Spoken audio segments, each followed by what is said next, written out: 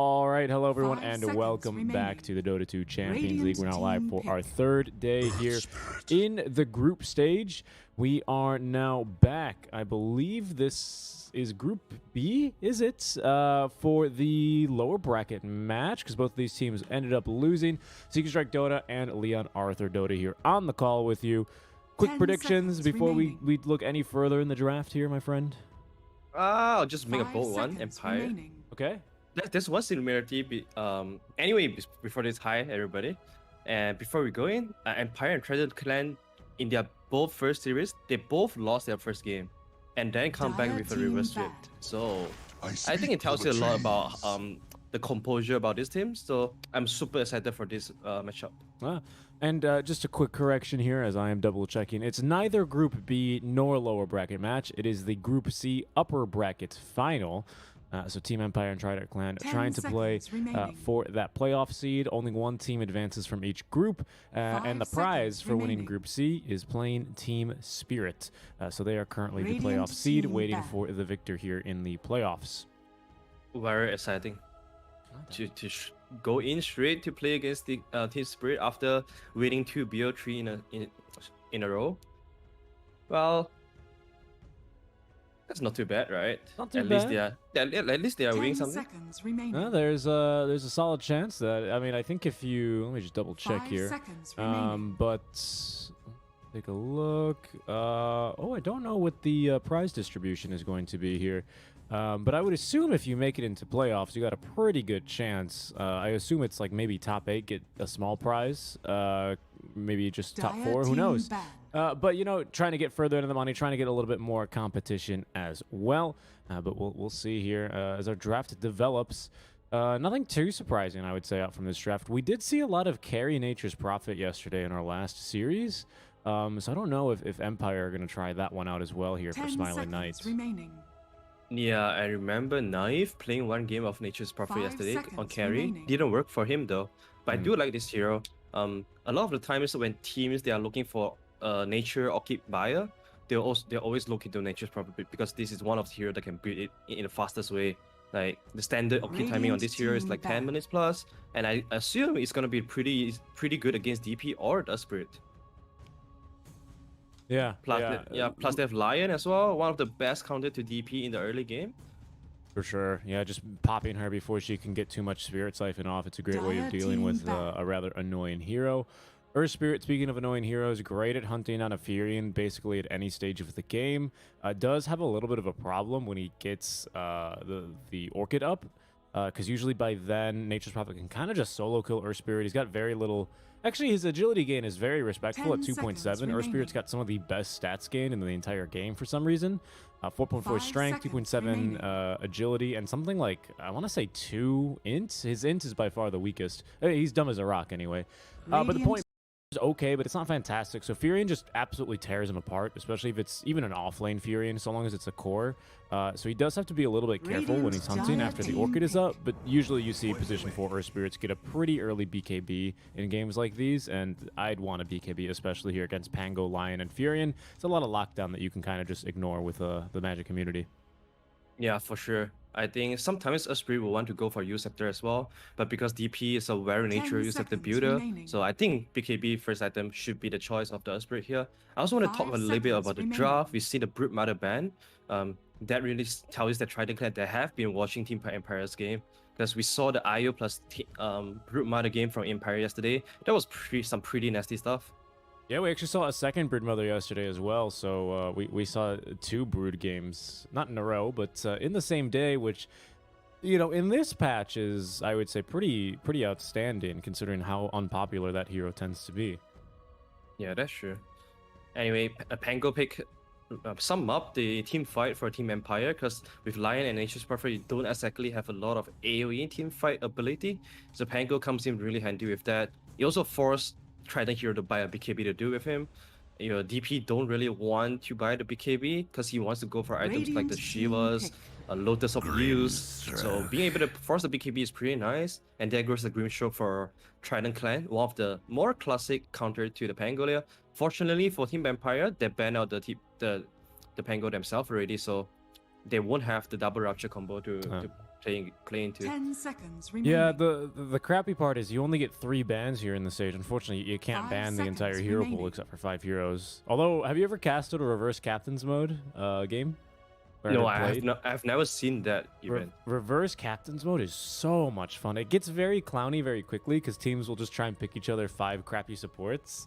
But that's when the bans are interesting. But what the unfortunate part is, as you said, you do ban out the Bloodseeker. I think he's higher priority because he just really shuts down Pangolier immediately as soon as he's level 6. There's nothing Pango can do. Whereas at least with Grimstroke, there's a little bit of outplay potential. You can still run around in the team fight, just not in your ulti. So it's bad, but it's not completely losing. But the thing I do like for Trident is they don't mind picking up the Grimstroke whatsoever. It's a great 6th pick here for them because they already have the Earth Spirit. These two guys synergize beautifully at almost at all stages of the game, especially early when you have a simple rolling boulder into Inkswell to secure plenty of kills. And here comes the Titan for Team Empire. So it looks like it will be a core Furion, almost certainly then. Yeah, the only uncertainty is that we 10 don't know seconds whether he's going remaining. to mid lane or safe lane. But I like this other Titan pick. Is a good counter initiation. 5 seconds Given how remaining. Trident Clan, they will want to be running in to Team Empire with the Inkswell plus the roll from Earth Spirit. So having a long range counter initiation is always pretty good. Good for you to reset the fight. Good for them to find the DP and just dump everything on him. So yeah, I like this. But also I agree on your point for Grimstroke as well. I think this hero is one of the highest impact position 5 right now in the meta. And Dire you can team easily back. pair a lot of good heroes around him. Like we see Juggernaut plus Grimstroke, Juggernaut plus Earth Spirit. They are awesome together. Yeah, this is a really good draft up from Trident. We've got pretty good wave clear as well to deal with the Furion. Lots of magic damage. If Furion gets scary, Grimstroke just queues up the Ags, and minute 35, you'll have that. He's not the best 10 one for the Dark seconds Portrait, but he remaining. does do a lot of damage, and the thing's magic immune, so it's not bad. 5 seconds remaining. Yeah, the Jug Grimstroke lane is super nice. You have good tower push with DP. Radiant team back. It's a pretty good draft. I like Team Empire as well. They deal very easily with this DP because not only do you have Lion Finger for the early game, you have ET Ulti Earth Splitter for which scales infinitely basically because it's just percentage based. So we have 2 really great nukes for getting through this Death Prophets. 10 That seconds bodes well remaining. for Team Empire. Yeah, Dire infinite team scaling. back. We also talked about how Trident Clan they want heroes that have some magic immunity against the Pangolier.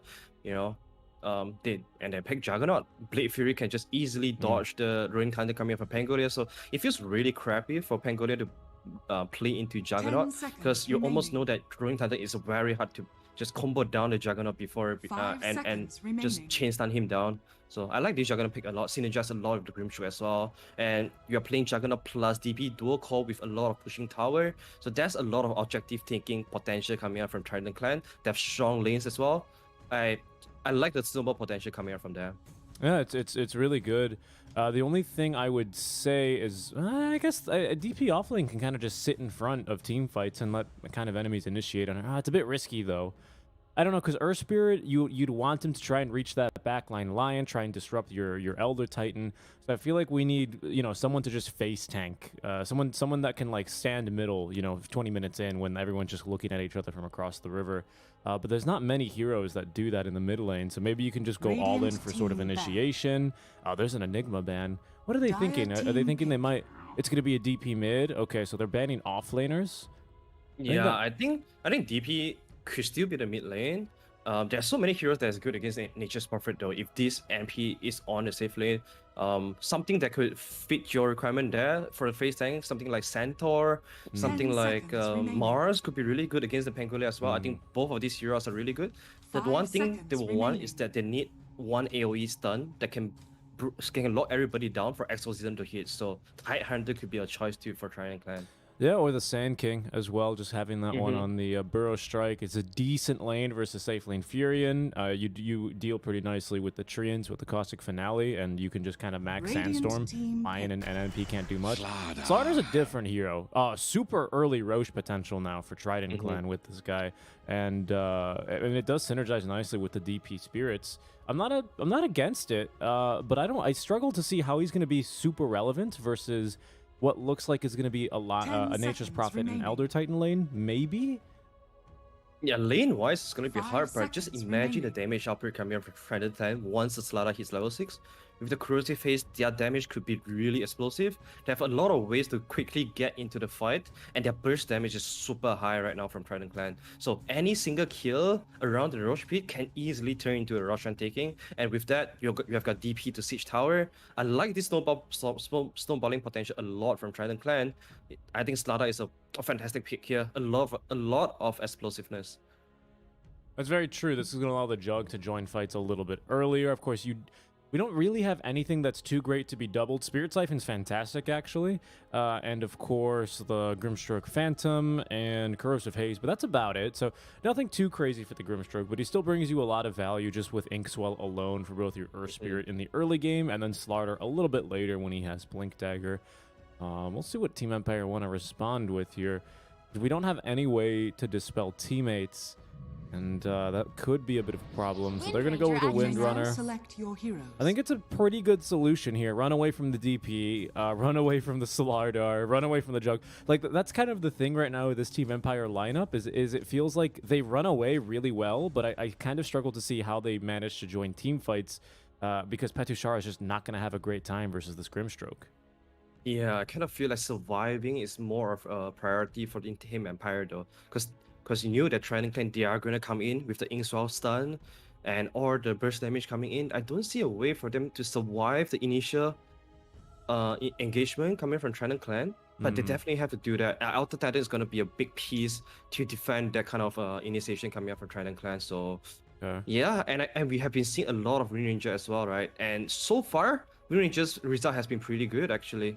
And she's a very solid counter to the Juggernaut as well. Okay, I think I see where you're taking this one. The thought process for Team Empire is not, fully engage in a 5v5. It's provoke a DP ulti, get an Omni Slash out, run away, and then re-engage with your abilities. Yeah, that should kind of be the game plan from them. It's just that I'm not very confident on this Nature's Perfect pick because there's so much burst damage coming out from the enemy side, and Trident Clan, a lot of time you need to talk about man fighting because there's a lot of man fighting in this current meta. But how do you man fight into Corrosive Haze plus Exorcism? That's going to be really hard. So seems like Split Push could be the answer, but still, this catch from Trident Clan is super awesome as well. Prepare for battle. So it feels like Trident Clan has all the boxes checked here with this draft, and I believe they should have a pretty good draft advantage going into this match. Yeah, definitely. I think they are going to be probably the favorites. I would prefer this Trident Clan draft, to be honest. I think it's got really good early game, and from there I think they're going to be able to do pretty nicely. I mean, super early Roshan potential. They take objectives really nicely. They're also very mobile, so like if they take a fight, for some reason over here, they could very easily still convert that into a Roshan very quickly. So that's what also feels really bad. Both teams actually push super fast, so I think we may be in for a short one because I don't really think that Team Empire want to be taking this one too late 30 either. seconds to battle. Yeah, I definitely agree on that. Seems like it's going to be a very action-packed game. As you can see, both of them are looking for, they're anticipating the enemy to come to them. So they are creeping up as 5, protecting their high ground. And it's going to be a 2-for-2 split for the bounty. No one being too aggressive. Lots of AoE damage here for both sides, so no one they're just we're gonna be respecting that and not really playing too dangerously. Let me see here. Yeah, the Furion is still heading into the safe lane, starting off with the Blightstone. Lots of stats, so he hits hard with the 3 GG branches. And the Tang goes for a bit of regen. This bottom lane is going to be rather difficult for the double melee Earth Spirits and Slardar. So I'm going to be kind of looking forward to how they can try and deal with this because it's not a great matchup. Then again, ET doesn't do anything down there. So maybe you just send Lion. But Lion's got boots. He wants to be. That's tough. Yeah, he has the Awe of Venom as well. So it seems like he is going to look to right-click a lot in this lane, which is okay. He can solo zone the Earth Spirit anytime. So I feel like Soul Eater, he might want to be cutting creeps here so that the Slada gets his early level up. Because Slada, this hero, he's still super strong when he hits 6. The career is gonna fall first though. Has been killed. Yeah, a quick little courier kill there onto Soul Eater's courier. Radiant's courier has been killed. They're just gonna get each other career, and very good job from Vesco here. He's already anticipating the pull coming from Spirit. That's why he put the enemy creeps all the way to block his own creep. So that's really good. Mid lane, DP versus the Windrunner. Feels pretty good for Windrunner here, actually. I think she should have a pretty good time overall here for Depressed Kid. Yeah, her attack range is amazing. You can always secure last with power shot as well. Most importantly, I think both sides have a way to secure the range creep, which is really important in this mid lane matchup. And Windrunner is gonna be able to harass DP quite a lot in these early levels. Should be a 50-50 lane, unless they are both going duke to each other. Yeah, I think like for now they're gonna have like a detente or something where they're gonna agree to just kind of hit creep and harass using their abilities, because the only way either one of these people die in this lane is if they like try and commit for a kill and then find themselves out of position, caught off by a support, something like that, right? Because other than that, they're just too fast. These guys, they're just too fast. Yeah, the action really comes in when Esprit is starting to make a rotation, but he's so committed into helping in the bottom lane to just do all these shenanigans to break the lane equilibrium, because that's really the way to play against this really strong Nature's Prophet. And it seems like that's the only way Stada can get some levels here or some last hits. Yeah, definitely. Already having the creep wave basically underneath his tower. Yeah, it's doing a pretty good job here with that. I wonder if he's going to go for an early bracer. He seems to be considering his options, but mainly going to try and go for those power treads. He's All right. going to, on get the the way. boots first. It's okay. Running further away from the Elder Tender always feels better. I think he would want to go bracer if he could get more last hits, but getting last hits is a luxury. That's why he needs to spend his gold very wisely here. We're taking the points in the crush as well here, so an extra little bit of damage out onto Vanscore. But he's got plenty of regen, and then they haven't really forced him to use any of his tangos or tangos or salve. So far he's doing a really good job here, this Elder Titan, I would say. I think creating a bunch of space here for Smiley Knight. 19 and 5 compared to the 7 and 2, so I think the stats speak for themselves. Mid lane is really pretty even. 17 to 14. None of them are suffering a lot here. Let's look at the rotation of the Spirit. He's still trying to play around the crit wave, playing around with the other Titan. This bottom lane is going really well for spawning light. It seems like that's a pretty okay tempo for the safe lane Fira. Warriors of the wood. Yeah, I think you just go for like the pretty standard first item Orchid, look to try and gank early on. He's going to have a super fast level 6 considering how much Vanscore has been away from the lane. Pretty apparent. Both these melee supports level 2. Support's now rotating in, trying to go for a bit of a fight. They're going to latch onto the DP. Soul Eater is just going to run up to the high ground though. He'll be fine. That's another Siphon. You could go for this. Vanscore is going to lose that Elder Titan buff. And that'll be first blood here for XN. Even getting the regen rune on top of that. It's going to be super nice here for Team Trident. Yeah, that's perfect. He got the first blood, although he's losing a big creeps, but that's the first blood. So 300 for him, and he got the regenerate as well. Level 6 is going to be very soon here for DP, and maybe with that, they could look to make a rotation onto the mid lane at 5-minute mark. That's going to be the biggest timing for Trident Clan here. Yeah, they're going to try bottom on the Smiley Knight after they see the ET, I think, TP into the mid lane to refill the bottle. Smiley Knight, he's got Sprout. He is getting just right-clicked to death. There goes the Sprout. He's going to cut himself out. Frazier's going to cut himself in, but already just that with that Sprout, he's space created and he's good to go. Power tread's fully delivered. Very good attempt from Trident Clan. They know that the only way they can really put pressure onto this lane is that when Elder Titan is away. Elder Titan with Spirit back. Is he gonna die? Oh, just a courier. Alright. Radiant Second courier. That one feels a little bit better. It's a level 4 courier, so it's a bit more gold for your team. That slows down the power trade timing from Slada as well. Unless he will...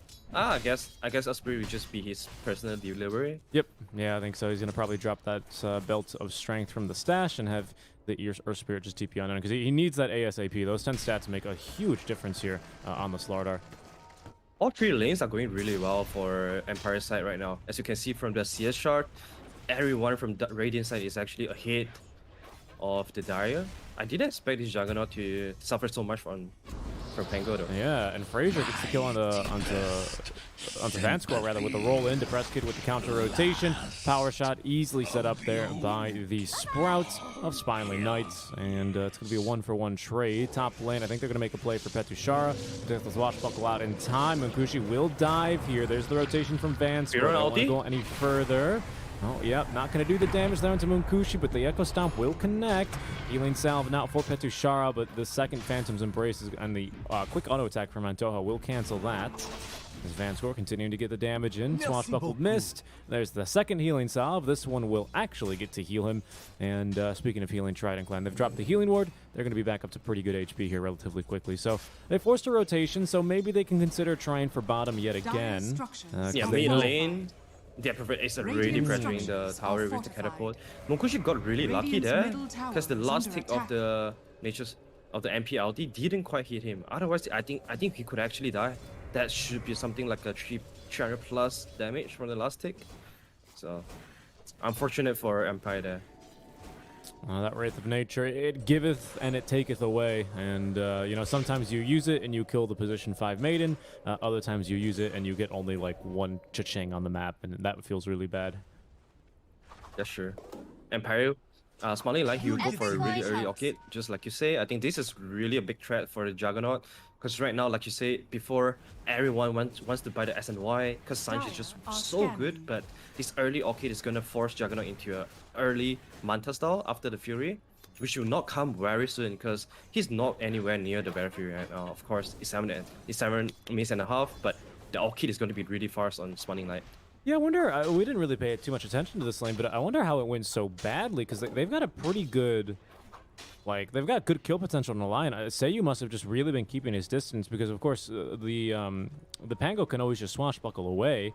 He's got no problem here. And I guess Munkushi kind of just getting out CS'd then. Quick little spin on the Petushara. He'll nuke the wave. TP's mid lane because the DD rune has been recovered by XN. There's Seiyu. He's going to go onto Soul Eater, cut down by the power shot. XN trapped in the Sprout. No way to cut himself out. There's a Hex now. Sprout's going to expire, but there's the kill. Speaking of expiring, the Omni Slash now coming through onto Munkushi. Seiyu running away, or trying to run away. Munkushi's going to cut himself back out. Will finally get the kill onto that line. Spinning a second time here, and unfortunately, Smiling Knights got way too much damage for him.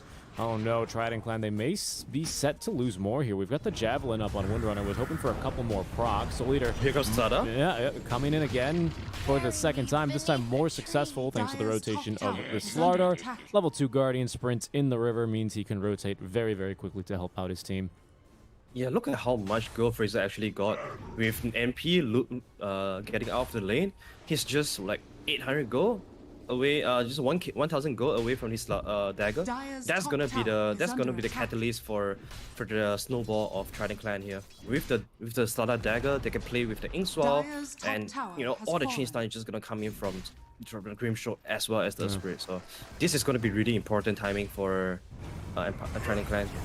Oh, Vanscore? Oh no, the Rolling Boulder was not long enough to reach him. He tried to not even TP out. He kind of just knew he was dead. That's going to trigger a rotation off from Petushara. This is a good pinball zone here underneath the tower. But with Munkushi showing and Antoha now, it's going to be just a bit too risky. They've taken top tier 1 tower here on the side of Team Empire. Trident Clan are going to try and do the same down bottom. But they are also getting their mid tower sieged as well now by Depressed Kid and Seiyu. 4-man collapsing on this bottom tower. They know how important it is for the Juggernaut to be able to play in this bottom enemy safe lane. And I just want to say Wind Ranger, he got a really early Javelin here. That's what really contributed to the kill on the Juggernaut just now. Just the extra magic proc was able to bring down Juggernaut. And now they're going to try to make apply pressure on the mid lane just to have a little bit of trade-off here. And definitely whenever you are able to pressure the enemy mid lane, it feels much better than losing your own safe lane tower, because that's like one of the most insignificant tower to lose.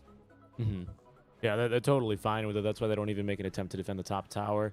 The door, yes, classic door. Lion's also actually kind of close to his Blink Dagger, especially for a position 4. He's got good money. 1-1-1, and he's only got 11 CS with full boots and just the stick. But he's already got 1,000 gold in the bank, so he's been saving his allowance here, hasn't he? Because he's going to have a pretty respectful timing here on the position 4 Lion dagger. Yeah. Yeah, Seiyu is a very experienced Lion player. We have seen 2 Lion games for him yesterday. And yeah, that's what it gives you when you go for this really early on Tranquil Boots. And you just try to not die, save up your goal, and you should be able to hit your Blink Dagger timing really soon. Especially after if he managed to use the first finger of death for a kill, I assume that's gonna be even closer to the Blink Dagger. So there's something that Empire gotta be careful about. So when Trident Clan finally get their Blink Dagger on the slaughter, they need to make sure that this line is always dead whenever they want to make a jump. Otherwise, the counter initiation is going to be really strong. And I do have to say, just like looking at the map since we're paused, right? We have all 5 heroes kind of, dare I say, overcommitting for this bottom tier 1 tower. And if you look at the rest of Empire, Petushara, he's like, well, you know, maybe I forced an extra rotation. I'm going to farm the jungle. 2 heroes pushing mid lane. ET's going to respawn. He'll probably, he's got a TP mid probably and help out his team Siege because they're probably going to defend the tier 1 tower. Smiley Knight, he rotates back to the mid tower. Like, we're getting a lot more done here. I think we're being a lot more efficient with our movements on Team Empire. Yeah, 100%. The top lane is entire pushing as well. Smiley hasn't really gotten so much from that. So yeah, it's definitely a pretty overkill here, but it needs to be done because Juggernaut needs to open out this map for him to play on the bottom lane. This is gonna be where he finds his fury. Sometimes you gotta do the right choice or the right decision, even though it means that you're gonna lose a little bit. Yeah. Sacrifice has to be made sometimes. I get it. Don't want to be stingy with the DP ulti as we hear the Ghost come back in. We do have a lot of wards, though, in the jungle of the Trident Clan, as with all the time and basically mobility that they had in the enemy jungle, they've managed to get themselves some really good vision. Frazier now has got the Blink Dagger. He's going to run home to refill the mana, and then he's going to have to run back to the mid lane where they're going to be hoping for a fight. They will be fighting with no Exorcism, as well as actually no points in the Soulbind yet for our Antoha position 5 Grimstroke. I don't think that's actually too big of a deal. Oh, did he get caught? He did. Yeah, down he goes.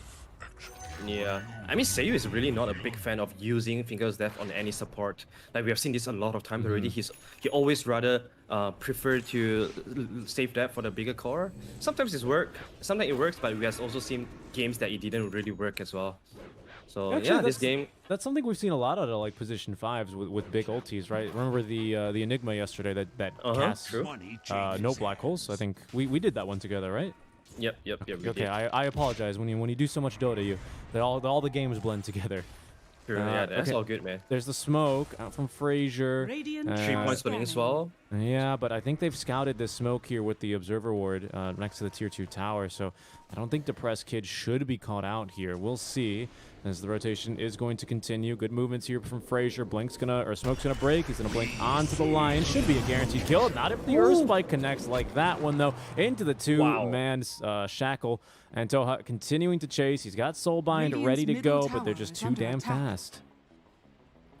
And Toha didn't use the Inkswell on the slaughter with the first jump, and that's what a sick two-man stun coming out from Seiyu into the shackle shot. So I think Antoha gotta be a little bit closer to the slaughter and probably want to use the Inkswell on the slaughter instead of the Spirit, because he's gonna be the innocent jump. Counter smoke coming out from Empire. I like this. Oh, okay. Rare miss out from Seiyu. There's gonna be another rolling boulder into the smash. Inkswell's not gonna hit anyone. Fury and ulti as well, trying to counter initiate. Lots of whiffed abilities here as Vanscore's just gonna walk in with the Earth Splitter. There's a shackle shot that connects, and the Blink Dagger in the river. Frazier with the stun as well as the Midas Armor. Look how much these auto attacks do up from XN. Oh, a DD rune as well. Thank you very much. Oh, looks like they want coming for this bottom defense. Use Scepter on Death Professor, so they're gonna be really careful. He has the long range disable here. MP is gonna just TP out really quickly.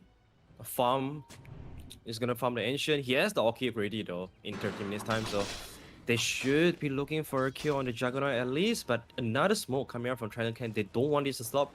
They want to get a quick kill into pushing this mid tower, because everybody know how important it is. It also opens up to the access to the Roshan as well. Given how good, how fast they can take Roshan with, this mid tower needs to be taken down. For sure.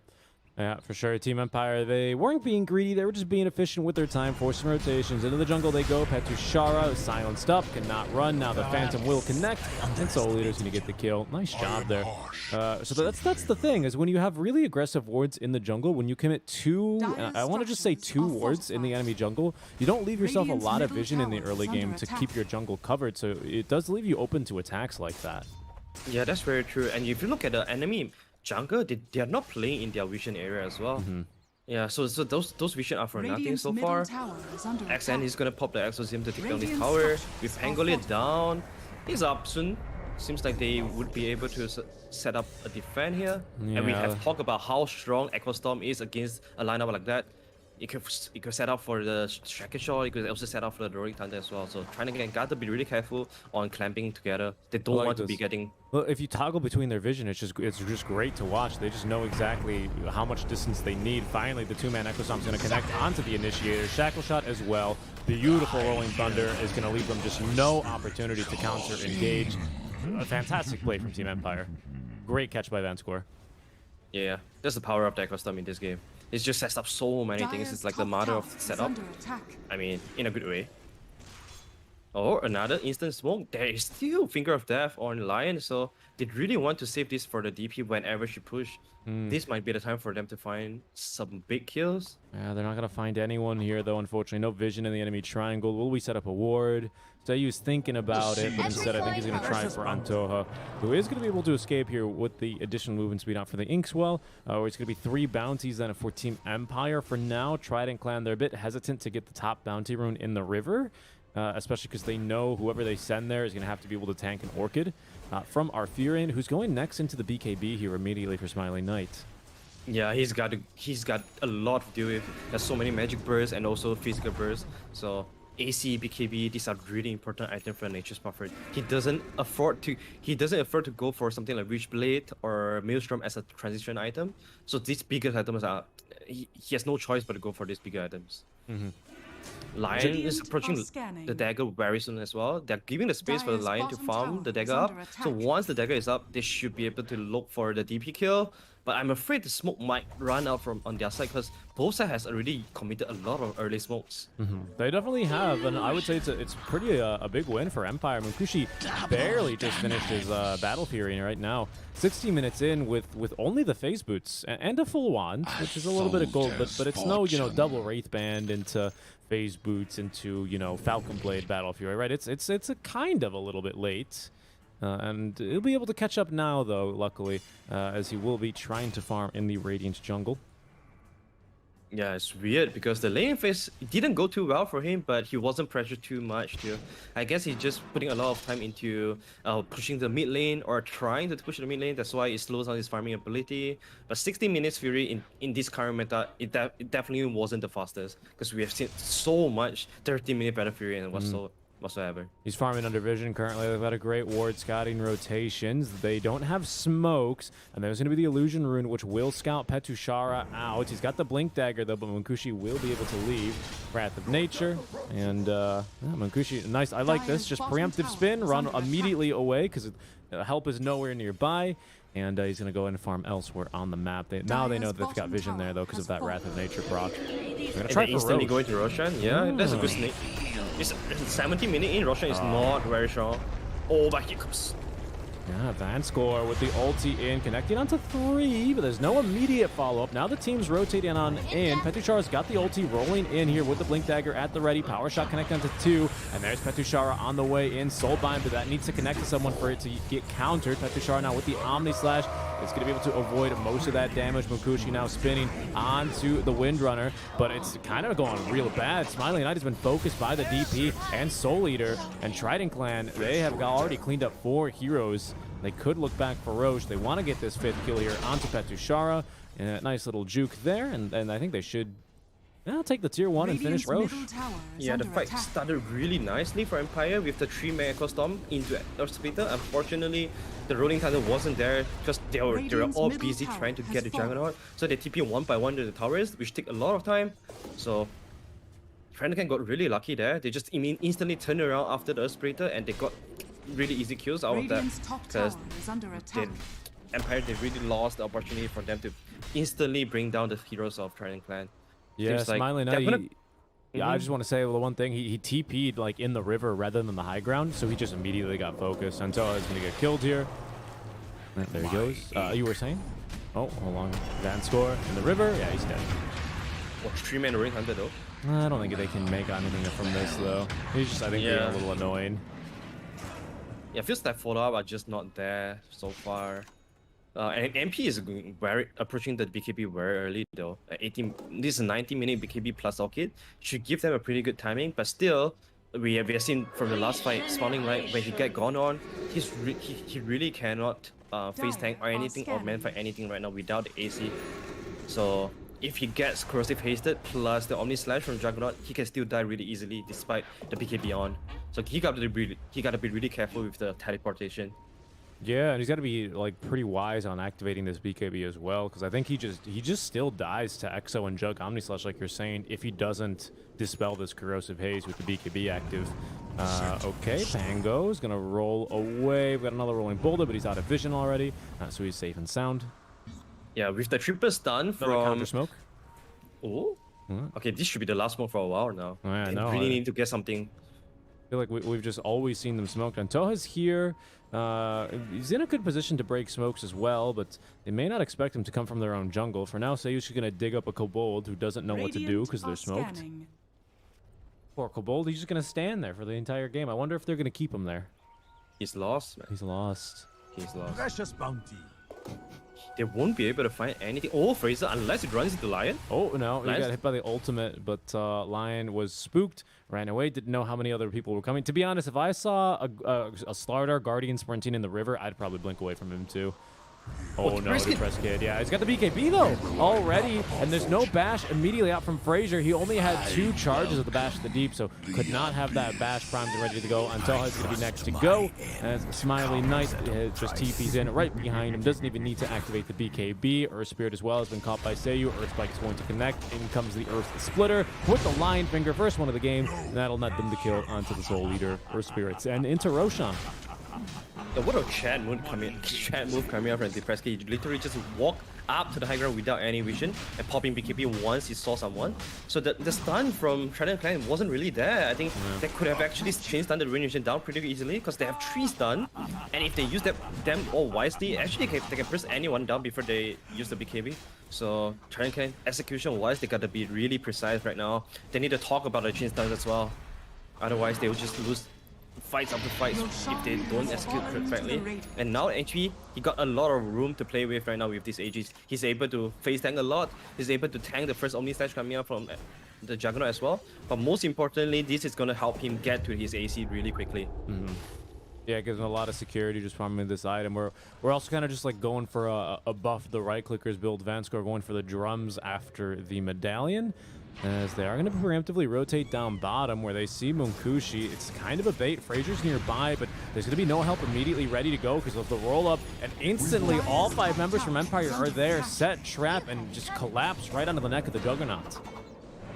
Yeah, just, you know, we keep saying the Trident Clans, their chain stun are really powerful, but Empire with the Pango, especially with throw up plus the shackle shot and stun from Lion, they can do amazing stuff as well on themselves. And this time around, their execution was perfect on the Juggernaut. And what's amazing to me for Team Empire is that they make it look so easy. This is not like, you know, it's not the easiest combo to execute here. I think it's an easier one, but it's no like Naga Disruptor. They're going to find the DP. She's going to cut herself off. Invisrun active as well with the bottle, and that's going to be a failed attempt onto XN's life. Dire's middle tower That's a really is under easy, attack. that's a really fast and early Shiva's got complete on the Death Prefer as well. Like, he knows how much damage the MP and Wind are going to output, and they are all mostly magical damage. Sorry, DPS damage. That's why he went for this Shiva Guard. That's gonna help. That's gonna help slowing down the attack speed as well. So I like this a lot. Early Shiva Guard. Can you disassemble a Maelstrom? I can't say I built the item too many times in my day. No, you cannot. Okay, good to know. I wasn't sure if people would build a Javelin into Maelstrom early and then buy the Ogre Axe and the BKB recipe disassemble the Maelstrom, you know, that sort of shenanigans. Yeah, that's gonna be really efficient, right? Yeah. But unfortunately, you cannot do that because It feels a little bit broken. But, No, for sure. XN, okay. Yule Scepter to dodge the stun coming from Depressed Kid. Now they have vision with the Corrosive Haze. There's going to be the jump in, trying to force the BKB, but the Windrunner was active, so he's not going to get the stun out after the Slytherin Crush. That's going to feel real bad. They kind of just wasted the Exo for nothing. Yeah, it feels like I feel like there has been a big miscommunication from Trident so far because I haven't seen any in-swell stun on Slada yet. It's always Slada going in first and then entering like, oh wait, you are going in? Let me quickly press my in-swell on the Spirit that's gonna roll in secondary. Radiant But when that happens, they already missed the best chance to chase that anyone down. Yeah, it feels like weird they're expecting like the double bash from Frazier first, and then allowing ES to roll in to Dire's make sure he middle hits the tower is roll. under It seems like attack. they're trying to make it super easy for Earth Spirit. Oh, okay. Echo Stomp's not going to connect. Silence on the Petushar. He's got no way to dispel that, but they've already got two heroes here. Earth Splitter incoming with the Lion Finger level 2 out from Seiyu. They've blown up the DP. Not like there was an ulti to go for anyway. And now the counter initiation perfectly timed from Petushar. This time around, though, we've got another two-man shackle on the back lines, though. Yet again, Depressed Kid. He's going to kill another. And Zoa's going to buy back now. Petushar did get soul-binded up perfectly that time from Antoha. And Soul Eater is going to be able to escape, but they didn't really get anything out of that other than the ultis out from Team Empire. Trident Clan expending a buyback and losing the DP. Yeah, Shaka Shot was really on point there.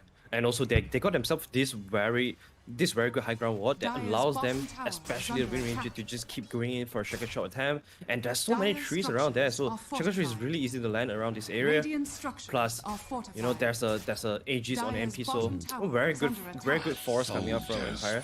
They're using their pick really well here. So like he's gonna take down the bottom tier 2 tower, and the AC is already completed.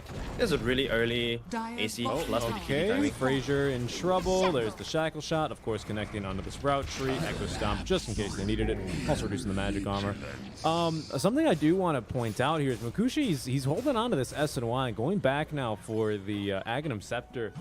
Do you think maybe it'd be best for him to take a page out of the God King Hualien playbook, turn the Sanj into the Halberd, turn the Yasha into the Manta style here, or is that just kind of, it's too late for that? Oh, Seiyu's gonna die, at least they get something out of this. Or is he? I don't know, this is kind of a bait. Seiyu down he goes, but okay, they've caught on Toha. That's a dieback for him. He's out for a minute. Mukushi should be able to escape. I don't think we can chase here. There's no ags on the Windrunner. Smileyna doesn't have the TP for 10 seconds. Still has Aegis for 20, as they have located the DP. Petushar just bashing her around, and there's immediately the jump in, the Shackle Shot, and just deleted. Oh, no. Yeah, I thought that Trident's clan burst damage was insane, but there's Empire, they have themselves really good burst damage as well. Chain stun was really on point too. I like how Nature's Prophet is always going in to Sprout first, and then the Shackle Shot will follow. So it's like 100% Shackle Dire's top Shot for tower is them. under So attack. execution wise, Empire, they're definitely lining up their spells much better than Trident here. And I like the top idea tower from is you, like falling. Juggernaut disassembling it, but he's gonna survive this first though. Yep. And he will be. I like the idea. It's just that Juggernaut, it would turn Juggernaut into a Dire's very middle tanky tower carry is under attack. without Middle much, tower without much has damage. fallen. Frazier, he's in trouble. They missed the swashbuckle, but it's not going to matter. DD Rune here on Depressed Kid with Focus Fire. Yeah, that's a pretty easy kill there. Dad, I'd shoot you again. You were saying, though, because I am interested in this, you were saying it would turn him into a tanky core. Yeah, but he won't be able to get much explosive damage output from the kind of build. He's gonna be really tanky though. Like Dire's bottom tower I is think under the Hammer attack. Sabre is so good against MP and also the Wind Ranger, but he has to pop it before the BKB. And knowing Wind Ranger, he's always preemptively Dire pet popping the are BKB. scanning. So that might not be very useful. Okay. I still think Aghanims is okay because they are really lacking the damage to finish off the MP right now.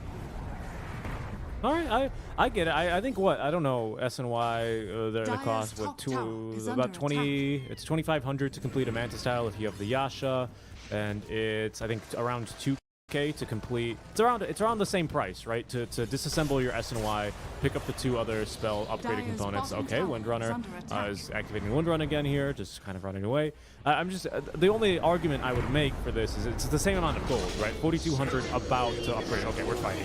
No time for this as XN's going to use the ulti. He's going to get fingered. There's no support here for him. There's finally the Soulbind leashing him up, and the Omni Slash as well. Great damage here being spread him out to everyone, though. It's not a whole lot of kills to end. And Toha, sorry, make that Instead, Vansco with a huge Echo Stomp. They've gotten the kill onto 2 at the very least, but Smiling Light has picked up all 3 heroes already in this engagement. There's the buyback from the ES. They feel confident. Lion is out of mana, and they've already dispatched of the ET. So there's no real great way to counter-initiate here.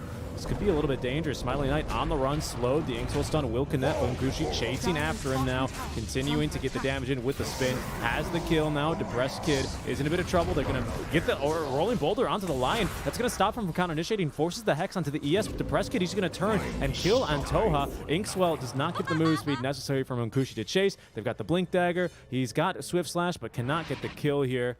And a pretty decent fight from Trident Clan. A good hold, all things considering, but a huge Echo Stomp yet again from Vanscore. Yeah, nevertheless, it was a really good hold coming from Trident Clan.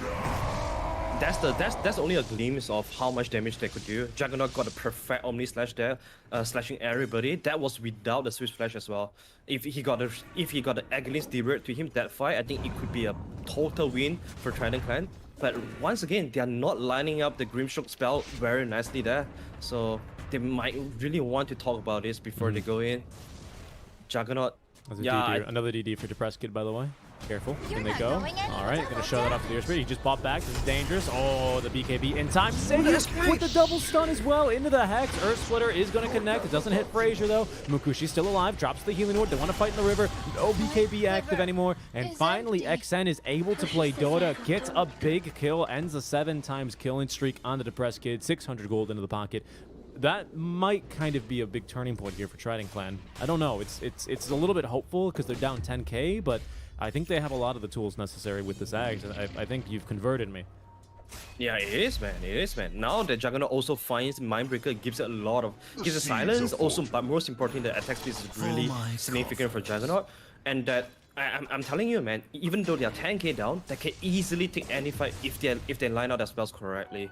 Like, they have so much damage output from this Slaughter and also Juggernaut. I'm hoping Slaughter goes for the shard after the BKB so that he can jump in together with the Juggernaut with the multiple man corrosive haze and just burst down people with the Swift Slash or the Omni Slash. I think that could really bring them back to the game. And also another thing is Empire. You talk about how they don't want to prolong this game because their cross are so reliable on the BKB. And their BKB duration is already cutting down right now, especially on the Wind Ranger.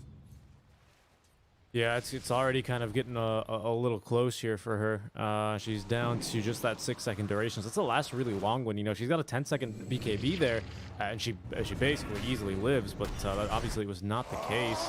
DP now with that kill has bought for the Ghost Scepter. So just a survivability item, actually super useful with all the physical damage that they have here from the carries. So I do like that item quite a bit here. It's I think a little bit of a different one, but I definitely see the use for it this game. Yeah, 100%. It also forced Ranger or the MP to go for Nullifier as well. Of course, they're nature Nullifier buyer, but they also want to go for other items in this situation right now. As you can see, Ranger, once again, this is like the 100%.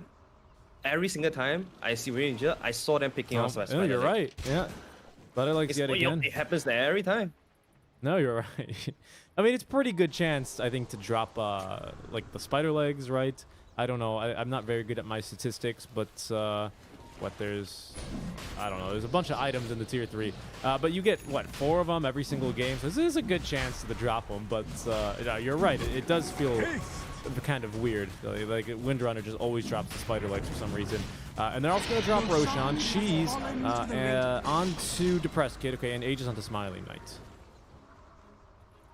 It's a lot of opportunity there from Trident because we know how important Roshan is for him. Okay, the Sprout is going to miss. Esport is very close to BKB now, and he's going to pick it up. He's so got next it. fight. Oh, he misses the roll, though. Oh, no. That puts him in a terrible spot. He doesn't have buyback, Arthur. He just died. And his courier killed him. Oh. What? Oh, that couldn't have gone any worse. That literally could not have gone any worse. Okay. Oh, no, but now it can. The Shackle Shot's going to connect. Frazier, he didn't get the blink off.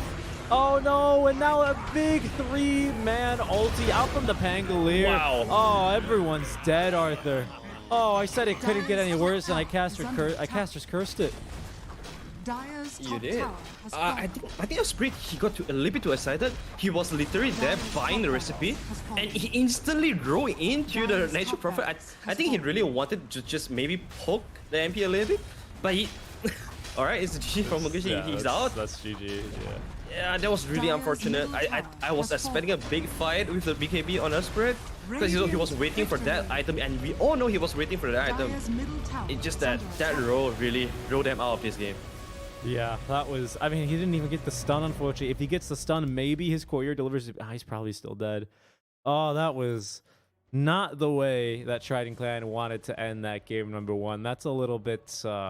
That's a bit hard because not only that, you don't get any time. Like speaking about the mental game, you don't even get any time to like reset after that. You know, like a lot of the times, you know, I learned from Adam 343. A lot of the times you just go, oh, all right, one more team fight for the boys. Let's reset, you know, and then we'll go on the next draft a little bit lighter. But when you lose like that is just it's crushing.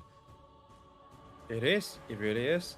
I think this is where, you know, the coach really gotta get into the team, you know, ask everybody out for a deep breath, forget about this game, because it's really important for them to forget about this game. If they think about the mistake they did this game, it's gonna crush them when it comes to execution in the next game. So they gotta just really shake this game off, go into the next game with a clean mindset, and try to play this again. Because Trident Clan and Team Empire, like I said just now, they both in the first series yesterday, they both lost the first game of the series, and then they came back from that.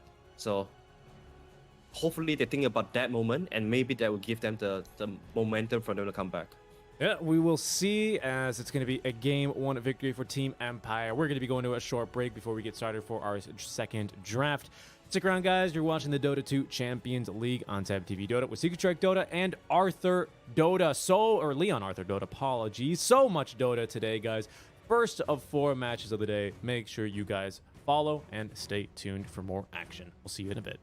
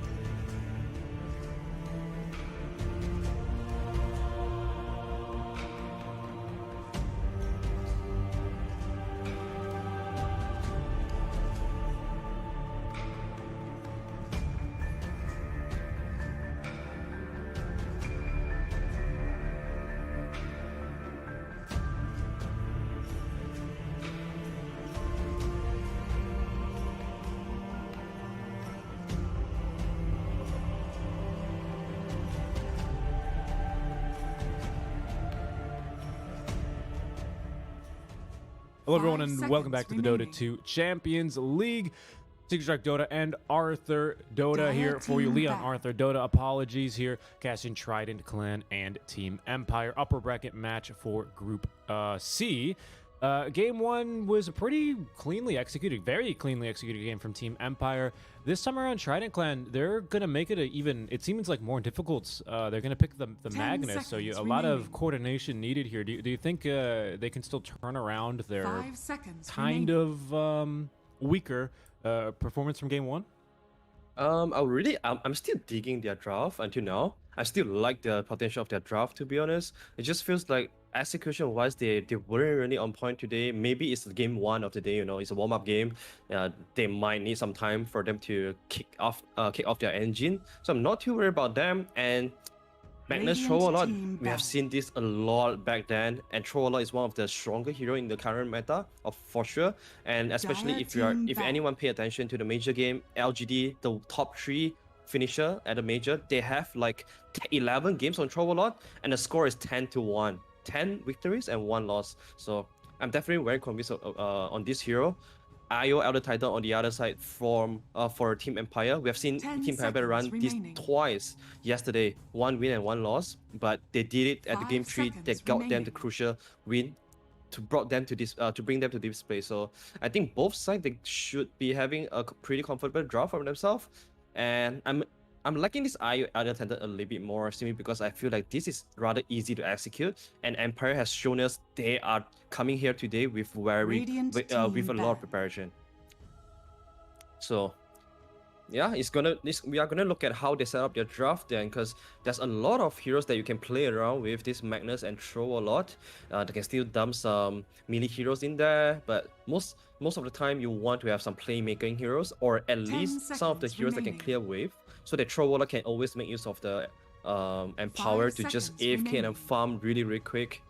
I believe if they can do that, Trovola can easily out from the IO and maybe take over the game with the early Roshan, whatever like that. So I think the game plan here from Trident Clan should be really clear and really clean. So just pick all those heroes that can defend towers and play accordingly. Should be pretty okay for them. And whereas in Team Empire, you got yourself the IO carry, one of the most famous carry in the major, and also pairing up with the Elder Titan from Vansco as well, which had a very strong performance in the last game. Yeah, it was super impactful. It was incredible. Yeah, I've always surprised kind of when I see ET picked these days, but like you were saying, the setup potential this guy has is incredible. This is not your pub Elder Titan where your teammates wake him up immediately. These guys get woken up by shackle shots. They get woken up into just perma-stunned, basically. And it's just a really bad time to play into, for sure. Radiant team pick. That being said, though, they can actually easily wake the stun target Dire up with the team spirits pick. if IO is not careful. Good point. That's something they might want to be careful about. And once again, the Pango, Radiant team pick. it's gonna switch side though, because Trident Clan, they are gonna be the one grabbing it into the IO Elder Titan. Should be pretty okay since all 3 heroes are rather slow. I'm really curious as in which direction Team Empire can take this draft, because it could be an IO 5, it could be a 10 Tidehunter seconds 5. remaining. It'll probably be the ET 5 for sure. It's a good laning duo as well with the Wisp. 5 seconds remaining. And I've actually seen Bait try this as well. The previous iteration of Bait with the Brazilians on it. It was I guess I have seen. No, that was with Koval. That was not with RDO playing Wisp. But basically, early game, it's ET. Just you kind of play it like a really aggressive.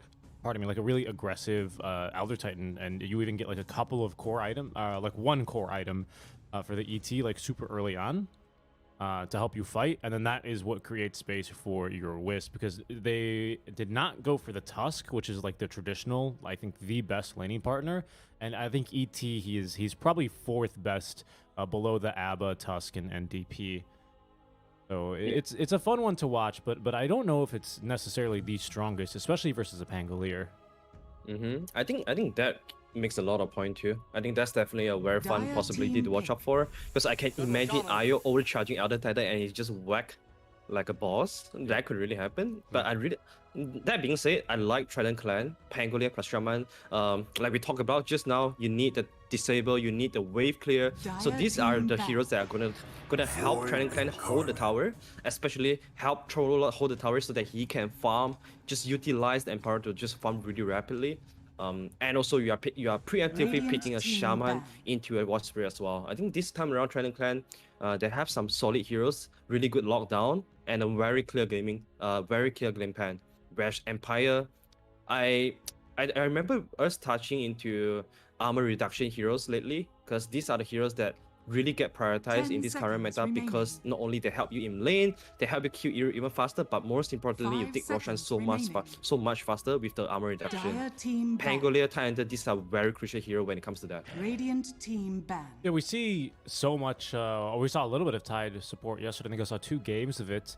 That Gush level 1, the -5 armor reduction is great as well for harassing in lane.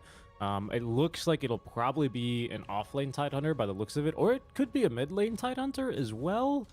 Versus Magnus, it 10 doesn't seem seconds that remaining. bad if it is an off or if it is a mid Magnus, because he's going to be within melee 5 range of you, seconds remaining. and you're a tanky boy. And Anchor Smash is going to really kind of hurt how fast Mag can push waves, because the cleave, of course, is based on your damage reduced by the Anchor Smash. So I kind of like the idea of that, but I think they'll probably send Void Spirit against him. Dire team. Yeah, they have a lot of flexibility here though, but they have to show their card now with this last pick. They still need someone. It actually looked really solid right now, Team Empire's draft. I just wish that they could have one more hero that can, because the Elder Titan, they don't do too much damage early on, 10 so you seconds still need remaining. one guy that have like some small spells to play with, because Void Spirit really 5 wants to move seconds remaining. when he hits like level 6, level 7. So they need like one more guy that can make some plays before level 6. That's a good point. Wisp starts really hurting quite a bit now, but he can't relocate until he's earlier on. Radiant What are they going to team go for? pick. Team Empire Marana? Yeah, that'll check the box there. Great at rotating. It's super nice for D-pushing early on, because all you do is you arrow the wagon, and it's Choose your dead, and there hero. goes the push. Especially because Trident Clan, they don't push very quickly unless they heavily commit the Shadow Shaman wards. And Munkushi, he's a great pusher, but he needs like a couple of seconds of hitting the tower before he becomes a good pusher. So I like this Marana pick quite a bit. Yeah, it's also very solid hero into the other Titan as well. Free setup. Another thing is Void Spirit is a very nature use at the buyer, so you can do the use into random plus the arrow, and that, you know what? There's no save coming up from Trident Clan.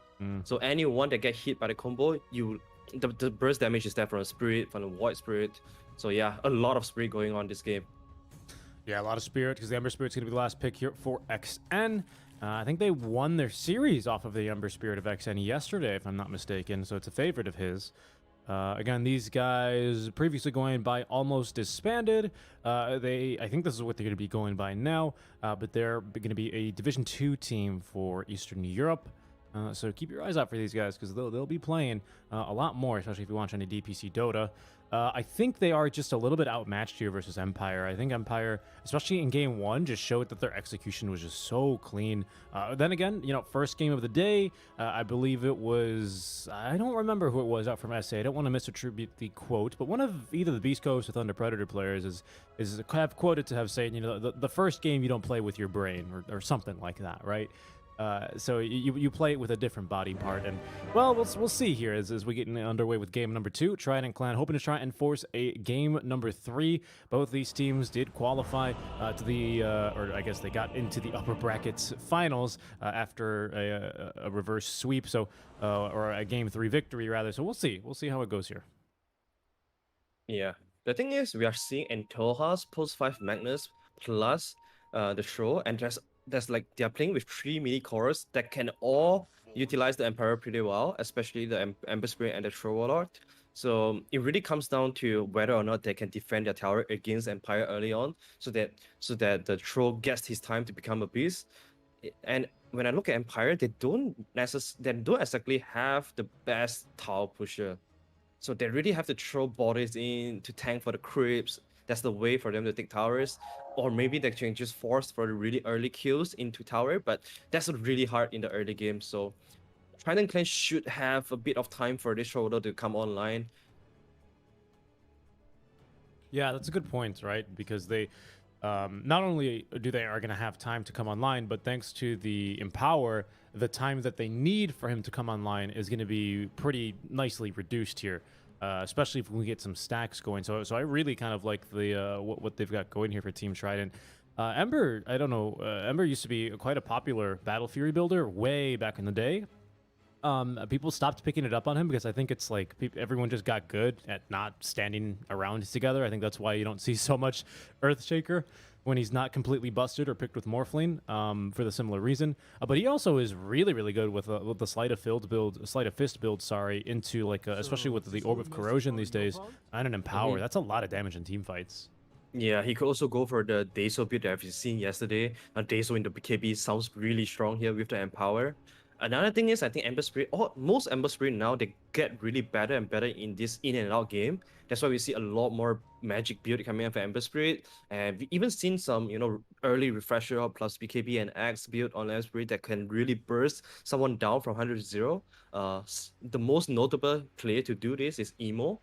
Of course, the fresh major champion. He's one of the very first Ember Spirit that built this kind of very explosive and flashy style that really is very entertaining to watch. What was that? What's the build exactly that Emo goes for? He'll go for this BKB Agonims into Refresher Orb. Ah, interesting. Yeah, so we have 10 remnants at one point with the Refresher, and you can just burst down one guy so easily. That is kind of ridiculous. That does sound really fun. Yeah, that does sound it is like fun. a lot of fun. I'm just now kind of taking a peek here at the secret shop, or at the shopkeeper here in the fountain, at least for the Radiant Fountain. Did you know he's got 2 extra Aegises? He's got the one that's hanging up that you can click on, and then he's got 2 underneath him that are just like scattered and thrown to the side. What a baller. Can't believe Oh it. yeah. Yeah. Oh yeah, he does. Yeah. I know. He's like showing off he's showing off the latest one. Yeah. How about the dire side then? Is there any flex like that? No. No, he's got one too. It's a little bit harder to see, but oh, you can't see my map pings and I can't draw. It's like if you look at the dire shopkeeper and go straight north from him, there's like that little like orange bowl full of like, I don't know, maybe like a Fanta or something, and then to the left of it you can see the secondary shield. But that's not obvious at all. Now you clearly tell which side has more advantage. Yeah, seriously. Radiant's advantage. It's impossible to gank this mid lane, man. Actually, it's not. I feel like Dire is a little bit more awkward to gank. Let me think. Let me do a little bit of thinking. Yeah, the thing about Dire side is that you can place that high ground ops at the left side, and then you can see everything that is happening at the trees. So you can never hide from the vision. But there's no the high heal for Radiant side. The Radiant side one is rather far from the right side, so it doesn't give you vision under the tower. Yeah, I will say the nice part, of course, about playing Radiant is it feels like this area right here to walk up if you're ganking from top lane feels really, really awkward and opens you up quite a bit. Like you just have like this entire flank from the triangle super exposed the entire time. And it feels just so nice. Yes, the vision is great. That's a really good point. But it feels a lot easier to just walk up this staircase or walk up this staircase to just, look for the kill mid lane. It feels a little bit easier in my opinion. But that's why I want a map change, to be honest, because I want to not know these things. I want to see, the experience, the poggers moments when the players figure these things out and show them off in game. I think that's like the Since PPC is going to be coming up, there's a lot of tournaments, especially the DOTA. The playoff is going to be after the patch, I believe, somewhere around 11 and 12. So everyone's going to be playing in a new patch. And I think that's really exciting. Whoever that can adapt and learn the fastest, or of course, find the most broken stuff, we definitely have a lot of advantage. Yeah, I'm really looking forward to that one here. And we'll see. 2 days away all of a sudden. My goodness. And you cast so much. Who knew, Arthur, that when you cast 12 hours Dota a day, the days go by really fast? Yeah, it is, man. It is. I was like casting 11 hours of Dota yesterday, and then I feel really tired, and I went a bit to rest. But of course, before we rest, we wanted to get some me time, right? I turn on YouTube. Guess what I do? I watch more Dota highlights. Dude, I literally, after my day yesterday, I was about to queue up some turbo because my newfound fascination in Dota, I just random any hero and I go, oh, this is great. I'll take this and try this build that I saw this one time. I'm in love with the game. It's crazy. It's such a good meta, to be honest. It's such a good meta, except for like the most popular 4 heroes. I think we've seen enough of like Puck, 30 seconds enough of to battle. DP, enough of Core IO, and one more really annoying hero. But that's why Gaben gave us 4 bans in the first phase anyway. That's true. That's true. I think this meta is actually pretty long lasting. Given that how many new threats that we've seen that really starting to develop at the very end of at least like the last 1 month of the meta, because normally meta the whole patch is so developed in the first 1 to 2 months, but this patch has, because we've been seeing a lot of new things recently. Yeah, definitely.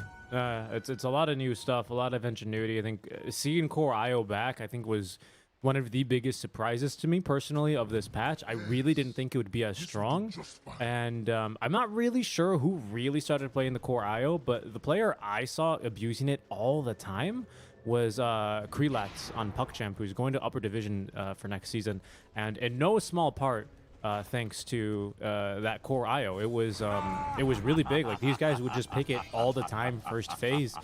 When even I thought it was really bad, I was like, oh, it's not good anymore. You need to get level 20. Doesn't really farm that well, but no, it's a whole different thing. And now we're going to see the power of Smiling Knight Wisp with the Van score ET position 5. Yeah, you think it's a coincidence? Mid one getting kicked from OG, and then IO becomes so strong. Is Ice Bro welcoming back the 2-time TI champion? Yeah. You think it's a coincidence? Maybe not. I don't know. Oh, arrow bot lane. It's a long duration arrow actually, because it was meant for the creep, but it's not going to actually catch the kill onto the troll. Yeah, I don't know. I think it's I think we've already talked about this, but yeah, I think it's got to be Anna back. Oh, who knows? Because did you see that Wii as well has been removed from the active roster on Nigma? So that is a couple of big names. Anna he's playing Dota again. It's that time of the year. It's like when the bears start waking up from hibernation. That's true. That's a perfect way of putting it. Yeah. He's not playing a lot of Dota, but he's playing. The bears they don't come out roaring. Like Ursa, he needs to farm his Battle Fury. It's the same with Anna. Needs to get back in the swing of it. But I don't know who else they would take. I feel like Sumail, he would want to go to TI with them if they make it, right? Because of course 100%. OG not making it to the first major. But I feel like if Anna's back, they'll probably take Anna back as well. Yeah, it's gonna be a really fun timeline. Just imagine if things changed up and there's a plot twist and it ends up to be OG, Sumail, Enigma, Nana. That's some crazy. But of course, that's very unlikely to happen. Oh, yeah, but Still imagine. though, one man can imagine, right? Make a Dota anime about that. Top lane, Fraser. Fantastic reaction on the Swashbuckle to get outside of the Echo Stomp range. Smiling Knight try to keep him alive here with the level 1 overcharge, but wasn't enough healing. Yeah, I mean, Shadow Shaman plus Pango just a little bit too strong, especially with the lucky shot level 1. Like, Shaman is gonna hit like a truck. Even Elder Titan, like, he doesn't have any stats at all. He started with a Windlace, so he can be quite squishy. You gotta be really careful here. Yeah, getting move speed or mobility is super important when your laning partner is the Wisp. Again, especially because you can afford to be a little bit more greedy on this ET. It makes him incredibly fast, and of course, Wisp can definitely make use of all that movement speed, which is why we see him go for the Foreman so much. Mid lane is looking a little bit interesting. There's a small CS advantage for the Ember Spear, but I think when it settles out, because he did push the wave, it'll actually just be about dead even. If anything, there's been a whole wave denied in advantage here for Depressed Kid. Yeah, we're gonna see like both of these heroes chill right now until the power rune is gonna be up. So it's really important for the side lanes to start pushing out waves so that the supports can move to the power rune. Because we all know Spirit Brothers, all they crave for is the power, is the juicy power rune.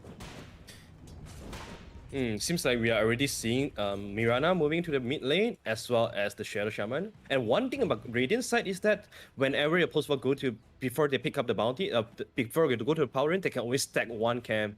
This one that is beside the Radiant triangle, and then they go for the power rune. So a lot of efficiency here.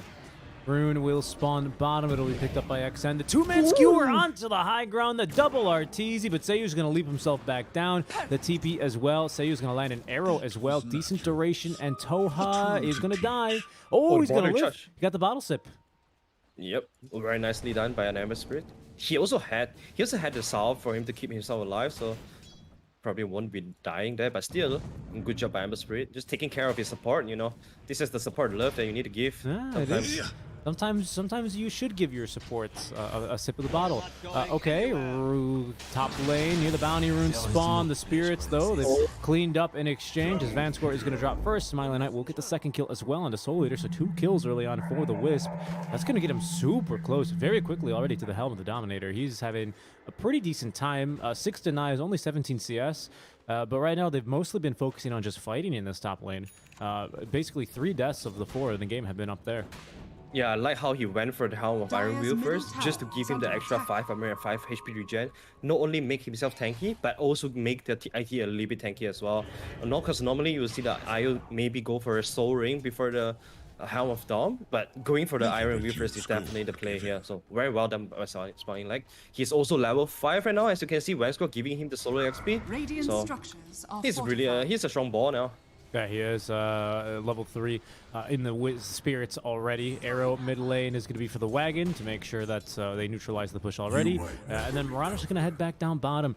I also cannot wait to see a change to Mirana. I think that hero is too strong. Okay, Pango. Good echo stomp from Vanscore. This time it'll connect. I think it's really bad that you can just completely neutralize a push at the 5-minute mark with one ability at level 1. I don't like that. Yeah, I mean, true. I guess Doom can do it too, but I mean, like, that's the weird thing is they took out like creep killing abilities for, like, you know, enchanters can no longer enchant wagons. Same thing with Chen, right? You can't dominate them with helms, like, but you can still arrow them. Yeah, I guess you have a point. You still gotta hit it though in the defense of that. Yeah, but like, you know, you're not gonna tank an arrow because then you're sacrificing your life and you're gonna lose the wagon anyway. It feels too good. Yeah. Especially with the talents on Mirana plus the new Aghanim's upgrade. I feel like, yeah, it makes Mirana a very different hero compared to last time. Yeah. I like the axe personally. I like the arrow. I think the Mirana is fine other than the fact that it just nukes wagons. I'm vehemently against it. I don't know why. They're fighting again top lane, but Vanscore, before we could slap Soul Eater with the staple gun, he's going to eat the shackles. Now Smiling Knight does not have a tether for 2 more seconds. He can't tether back to the creep wave. Has no move speed either without the ET. He gets the tether off, but the Remnant will chase him down. Nicely done. A greatly timed rotation from Maxen. He did commit the TP scroll for that, but it's okay because he nukes the mid wagon, so there's no threat of his tower going down here to the Void Spirit. Yeah, he committed all the remnants as well, but it is the IO core IO that is dying, so this is definitely very worth the rotation. He's going for max side of fist and fling guard now. No string chain, so any rotation that you get a kill without string chain, it always feels pretty good. So because you don't get punished by a very greedy skill build. He's gonna find a Fatal Brush as well, which is one of the best items for Ember Spirit besides the Fire Trinket. He's feeling pretty good, and Magnus, of course, showing at the mid lane, taking the leftover experience here. He's gonna get to his level 5 Empire very soon, and that's a very big news for the Troll Warlock. He's completely okay on the bottom side for himself. Yeah, I think Ember has to commit all those remnants up top lane, right? Because if he commits TP and, you know, Wisp lives, it feels so bad. Feels awful. Yeah, it is. He's maybe gonna die to Ancient. Oh, that was close. Dragons are so strong. Yeah, they really are. Didn't quite tank with the illusions. Oh no, and the rune is not gonna be saved, unfortunately. Anto's gotta steal it. It'll be canceled instantly by the arrow of Seiyu, and his life will be claimed thanks to the level 4 resonant pulse out from Depressed Kid. That's not the worst death since he took away the regen from Void Spirit. I think that actually somehow benefited his team a lot since Void Spirit is not having full mana right now, so he won't be able to threaten the side lanes at all. So far, he needs to go back to home to get the refill first. I think he's not the worst death at all. No, I think that's okay. Nice job there, using the remnants to for the vision it gives. Of course, he's probably not going to go for the True Sight talent. I think that talent is very interesting when I see it taken. Usually, it's like almost exclusively against techies. But I think maybe it could. I don't know. I like it, but it just seems like it's very weird on the Void Spirit. Yeah, especially when most of the time we want to go for Aghanims, right? So having the Resonant Pulse damage talent is just so good when you have Aghanims, the 2 charges on that extra 160 damage. So that's definitely very nice. Yeah, again, it just feels a little bit weird. I feel like maybe if they gave that talent to like ET, who is could use that talent right now because he's going to be eating the gank out from XN as well as the Rolling Thunder. Soul Leader as well is going to lock down the Void Spirit because he TP'd into this one. One Astral Step only remaining, and he's going to use it to get back further underneath the Tier 1 tower. We already have the Kobold up though for Smiling Knight. He's already utilized his 5 spirits though, so he doesn't really have much else to offer to the team fight. So we'll just go ahead and back away. But Troll Warlord as well has committed. He's TP'd on over to the Tier 1 tower. That'll trigger the rotation from the Tidehunter. He's out of mana, so he can't actually Ravage, but with a big wand and a Soul Ring up, it's too risky to continue diving. Ooh, I'm actually surprised that the Tidehunter completed his TP, because he's not gonna find anyone here unless the arrow hit. Yeah, Do they want to go for it? Ravage, they're gonna go for it here. Will they have the damage into the Aether Remnant? Yes, they will. Okay, that totally justifies the TP then. Yeah, I agree with you, because he needed to find something, because he kind of left a very lucrative bottom lane where he could have been pushing. There's no one here. Now Smiling Knight, he's going to at least take the farm. Vanscore, how did you end up here? What happened? This is your second time on the cliff, isn't it? It's probably okay. I think he got skewered to the cliff when he's fighting for a bounty from Antoha. That'll do it. Yeah, and this is a platinum tier Magnus, you know how much game that this guy has on the Magnus, so he's probably very perfect on finding those angles to skewer anyone up to the hill. But anyway, speaking about TP from Tidehunter, it also means that this Tidehunter won't be pushing in bottom side with the 10-minute catapult. So that's a very good news for Radiant, since we know that Trident, all they want to do is to protect their tower so that this Troll can just keep farming. I'm very surprised that Troll is queuing out for the smoke. Fury. Yeah, they're going to be contesting the Smiling Knight Wisp, who's farming a stack, and unfortunately his spirits have timed out. They've also committed here quite heavily, but the arrow set up by the Aether Remnant. They don't have enough damage, though, unfortunately. And Toa down nearby, as they are starting to steal this Ancient stack. Seiyu from behind, who connected a good arrow earlier. He's not going to be able to do much else, unfortunately. And they have stolen a stack of the Ancients.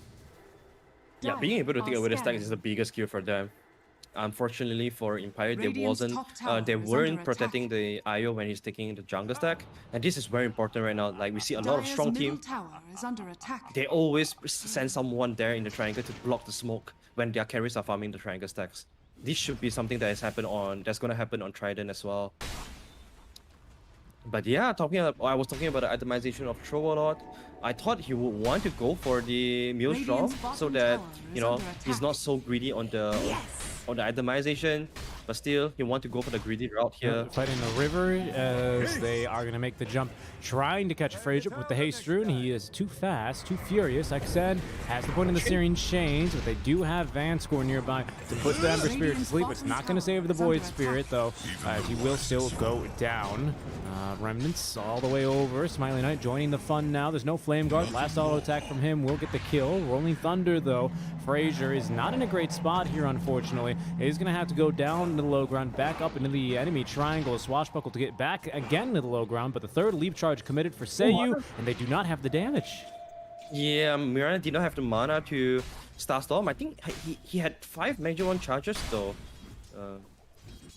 But that's unfortunate. And it was also very sad that Penguin did not get a kill line score. I think he could have stopped the roll right there at the midway and then maybe a couple of right click on the other talent and swashbuckle away, but he didn't want to risk his life for a post 5.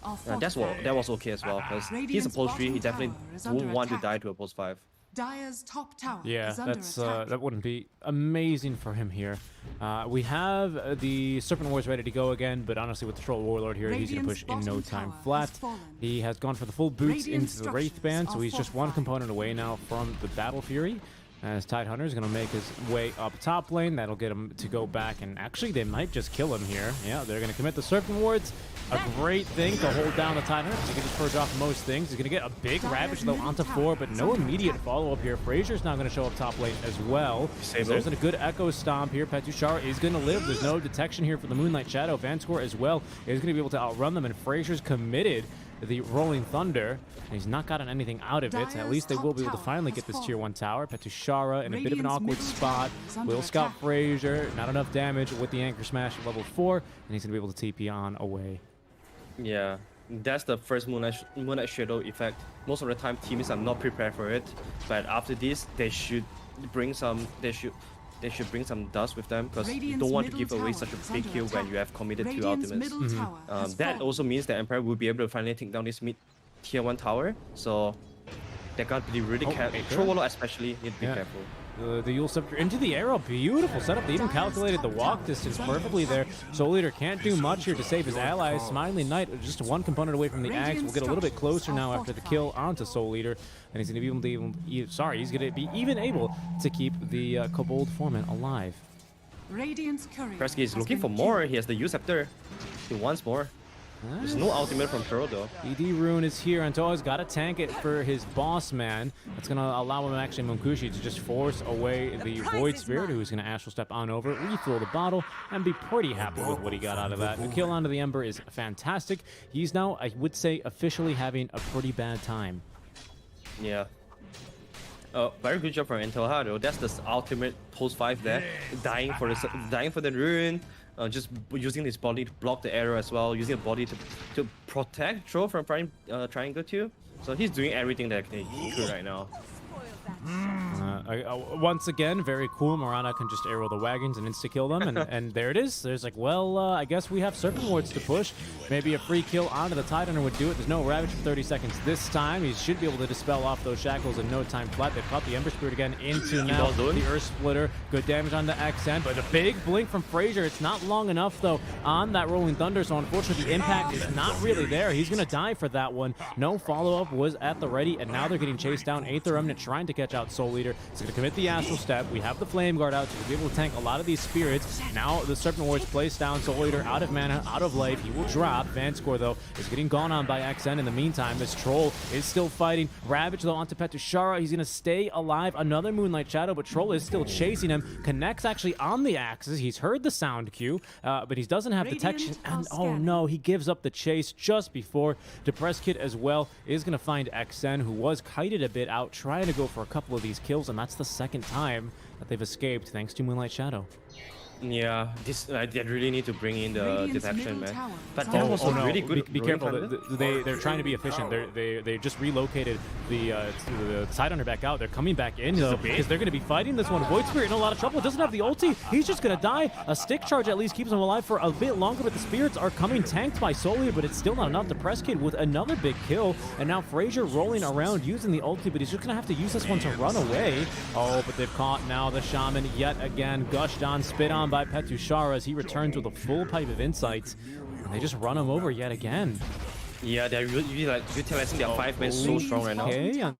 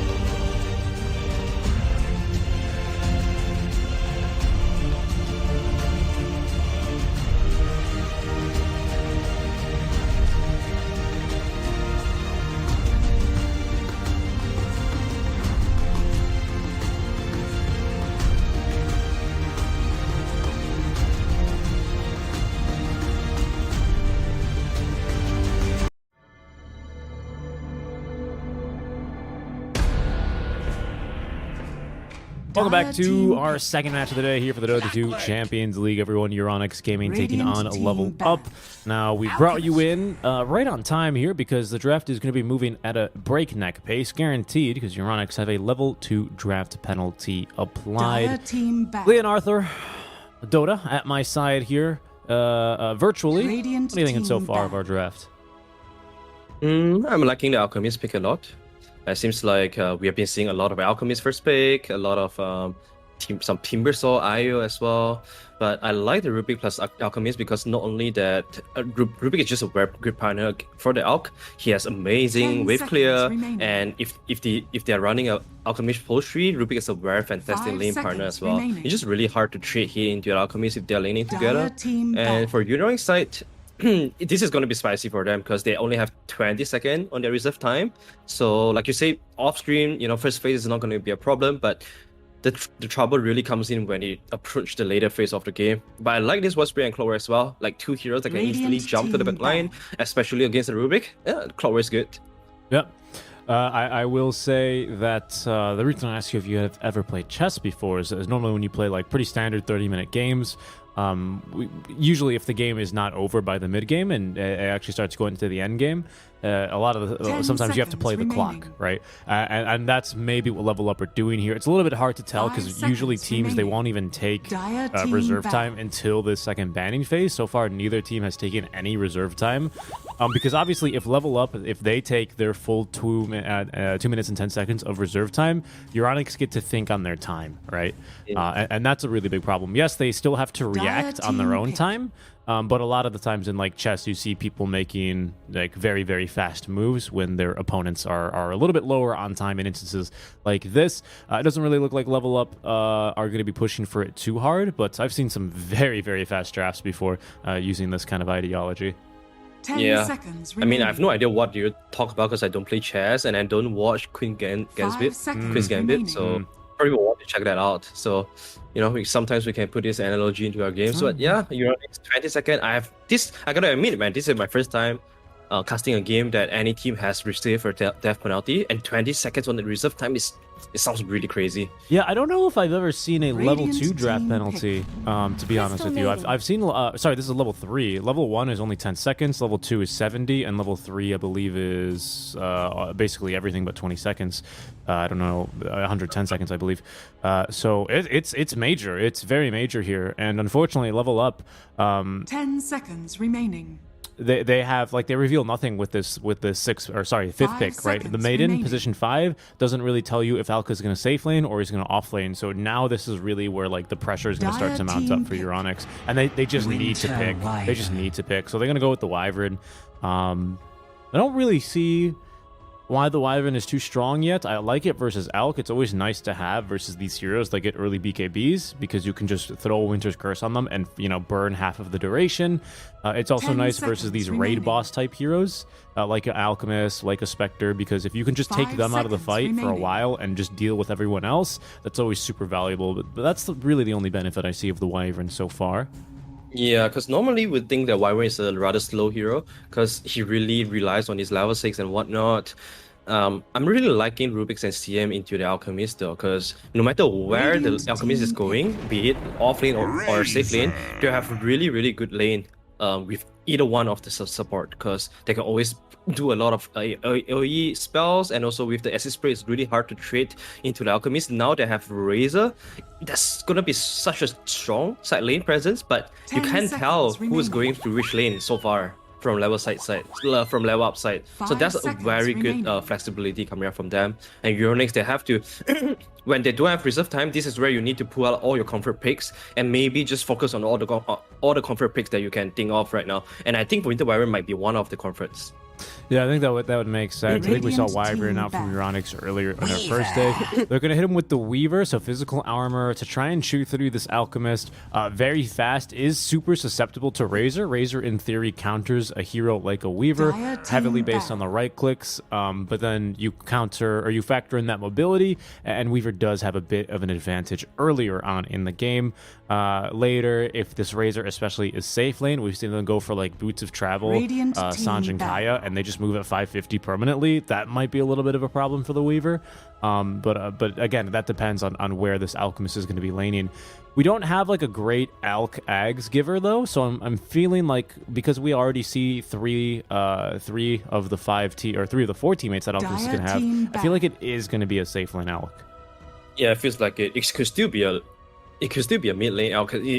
We really can't tell right now until we see the last pick coming up for Euronics. Because the good thing about with level up is that they are using their last pick sequence really well right now. They're playing with the flexibility. Euronics, they have to show their hand right now. They basically have already shown their hand. Weaver, Nature's Guardi Buyer is good against Razor because you can outrun the static link, but Alchemist, once the Abyssal Blade is out, he can really just chill through Weaver, because Weaver is not a hero with high armor. So that's the one thing that they have to be very careful about. And also we are playing Weaver into Rubik, which Rubik will always be happily just steal your Sukuji away and set up some kills with the EVs. So everyone else from units just have to be really careful with, on the instant. Another hero that Rubik is really good against, because the instant leave is really strong. But yeah, super squishy draft coming up from Euronics, but they do have 2 very strong winning conditions though on the Weaver and Morphling. Yeah, it doesn't. I don't really see how Wyvern's going to struggle to find a place in this early game before she has enough mobility, or I don't know. You've had a lot of great team fights set up. By the way, offlane Void Spirit by the looks of it, and level up now. They're going to take some time for this last pick. They've been a little bit more eager to not use so much reserve time. They've been quite stingy with it to really put the pressure on Euronics. But with 10th pick, use all the time you want. Yeah, I think 10 this... seconds. Okay, nice. All right. Choose your hero. This is like the backline destroyer, right? Nice Stalker. And look at how many backline heroes that Euronic have. They're super squishy. You forced with the silence, we forced the Weaver and Morphling and also Void Spirit to get really early BKB, which they absolutely do not like to, because they want to be using all their gold into really offensive items most of the time. I love this Nice Stalker pick, and I would really want to touch on the Alchemist pick again, because Alchemist is such a hero that if you pick it out, sometimes when you need to play against the Alchemist draft, it involves a lot of discussion. You need to think about the heroes that you want to be building, because it's not a one-man effort to shut down the Alchemist, it's a team effort. And when this is the scenario, you need to pick very well-rounded draft to counter it. And when you don't have time, it's really, really hard to bring down the Alchemist draft. So I think it's really smart there for level up to second pick the Alchemist. Yeah, plus it's another one of these heroes that we're finding out is very flexible now. That I think at first when we saw offlane Alchemist, I think it was one of these things that was a little like, no, certainly that doesn't work, right? And then a couple of teams really made it work and abused it, and now it's something that we know is very legit, and you have to kind of prepare for in the draft. And that makes it a little bit more difficult to actually draft. But yeah, I mean, this team is quite literally made of paper. Your Clockwork is going to be your tankiest hero. You've got a couple of very elusive heroes as well here. But against a Rubik, against a Night Stalker who just love jumping people and just, with the Crippling Fear, as strong as it is, I could see for sure the side of Euronics having a bit of a tougher time in this game. Yeah, for sure. I think it's really it's gonna be important for ESG here for them to find themselves a solid lane, because looking at the laning so far, it feels like they are gonna suffer a little bit here. Morphling is gonna be up against potentially the Razor mid. Yeah, he's gonna like level 1 Morphling. He's not gonna learn the waveforms. The level 1 is gonna be hard for him. Laning wise, Alchemist, we talk about how solid the lane is alongside with the Crystal Maiden. So I feel like at least 2 lanes are going to be well for level up here. Yep. Oh no, they don't actually have the Morphling in position to break Smoke. Smoke's gonna break now, but Hubby's gonna have no idea. He's gonna find himself just surrounded by 5 heroes. He's not even taking a skill point here, just recognizing he's dead. They're gonna do well to give this one to Noob, who is gonna now have, yeah, indeed, 1 full Wraith Band ready to go in the lane to give him a little bit of an advantage. We'll see what RDO here on the safe lane Alk wants to take, as Dino has found the Wyvern. What's the soft lane Voice Spirit, but there's still 3 heroes here. Another big Crystal Nova. Doggeezy might actually end up going down here with that Fade Bolt doing so much damage. He's going to have to go back home and heal up. They should be realistically 3 bounty runes to start off for, but we have committed for Acid Spray level 1. 3 bounties still is very well worth it. Okay, never mind. Weaver just forced the Razor out. Razor didn't want to spend more time contesting the bounty rune because he wants to block the creep. RDO here getting a little bit zone out. No, they're actually He kind of did zoning get both the of these level. supports. So he's not gonna get the extra bounty goal into his pocket. I like the assist spray too. It's gonna help him a lot in the lane, especially alongside the CM's Crystal Nova. They would be able to do a lot of damage on this War Spirit. Exactly. We've only got the one mango, but do remember that we're seeing a lot of, especially for LeBron, who is quite the position 5 player. He's great on your witch doctors, great on your maidens. You know, these kind of like, you know, welcome to Dota, play this hero kind of guys. Like, he really makes them shine.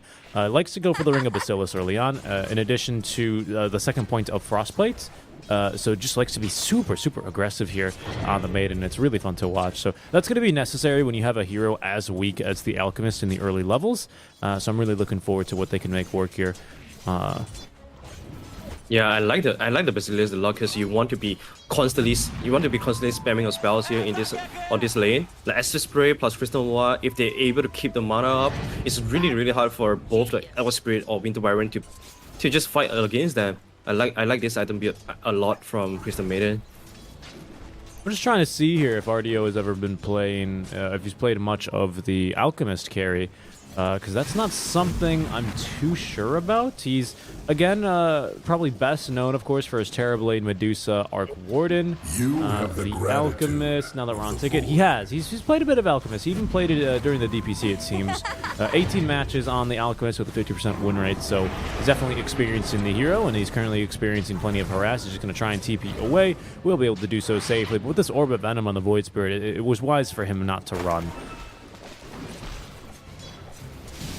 Well, I guess Alchemist is one of the heroes that if you are carrying this meta, you need to pick up this hero because it gives you so much drafting advantage, and also this hero is completely pretty broken right now. Yeah. I mean, is it broken because of how strong it is in the draft, or is it broken because he's strong as a hero? Because I personally would argue that he's a little bit better in the draft than he is in a hero. I think Alchemist has been really busted in previous iterations, whereas this one is a little bit busted because of how difficult it makes the drafting. I think first of all, draft definitely gives you a lot of advantage. Another thing is, I think we all have this perspective that Alchemist, like, he's really strong in the first 30 minutes, but if you don't win at that time, you're gonna fall off. But with the help, with the introduction of Swift Blink, I think this hero, it increases a lot the uptime for him a lot more. So previously, if the peak of Alchemist is like 40 minutes, I think with Swift Blink, it prolonged that to like 15 minutes because this. Oh, LeBron though, getting a lot of harassment. Okay. Actually, I think the range creep absorbing the shot for him. He tries to TP, unfortunately, will still be cut down with ease, with dog easy, by the way, as they catch Weaver down bottom. Okay, they're getting a little bit too aggressive. Nice telekinesis, great counter here actually to the Clockwork in the lane. It's even with, oh wow, boots as well for Dino. So we don't even have boots for Clockwork, and he's already kind of really struggling here. But the kill onto Weaver is huge. But the Walk of Shame back top lane for CM, who is going to have to leave our RDO alone for a while here. Look at this Fortify. Radiant's courier has been Or killed. counter 45. Alright. It should be for a mid lane. Like, Yeah, RDO's caught. He's dead. I think they have him here with a couple more auto attacks. He's going to hide into the trees, but that won't save him. Good harassment coming out from the duo, knowing that CM is not anywhere near them. But LeBron though, he's making his time very efficiently. He gives the time to stack 2 camps for the Alchemist, so that's gonna be a very good way to recover. Maybe in trouble mid lane. Wow, Riggs nearly dying actually to the plasma field. They going for it? Oh, he is. He's gonna go for it. Wow. Yeah, the wave, like Morphling just got his mana for the waveform. That's why they committed for that. Nonetheless, it was a very good rotation coming out from Hobete. Dire's middle tower. Bottom is side under is not attack. as easy for Weaver as he would expect, because Night Stalker, even though it's daytime, his constant harass coming up from Void plus the Fable of Rubik is still really strong to bring Weaver down to the killing threshold. So Weaver still gotta be really careful here, especially it's 10 seconds from Night right now. It's not gonna be easy for Weaver to stay on the lane anymore. That's a very good point. It is not going to get easy. He really does have quite a good time here, especially with the 2 points he has in the Hunter and the Knight. Rotation early-ish here from Hubby, who is going to just leave bottom. So we should see Weaver play super defensively. LeBron with the D-Ward, but he is going to have to take a second death here this game as a big rotation. That's now 3 kills here for our Void Spirit. So he's off to a fantastic start. He's got the bottle, he's got boots, got Orb of Venom, and I suspect for the offlane Void Spirit, especially this game, you're going to want to go for a Yule Scepter. Oh yeah, definitely. He's dead again.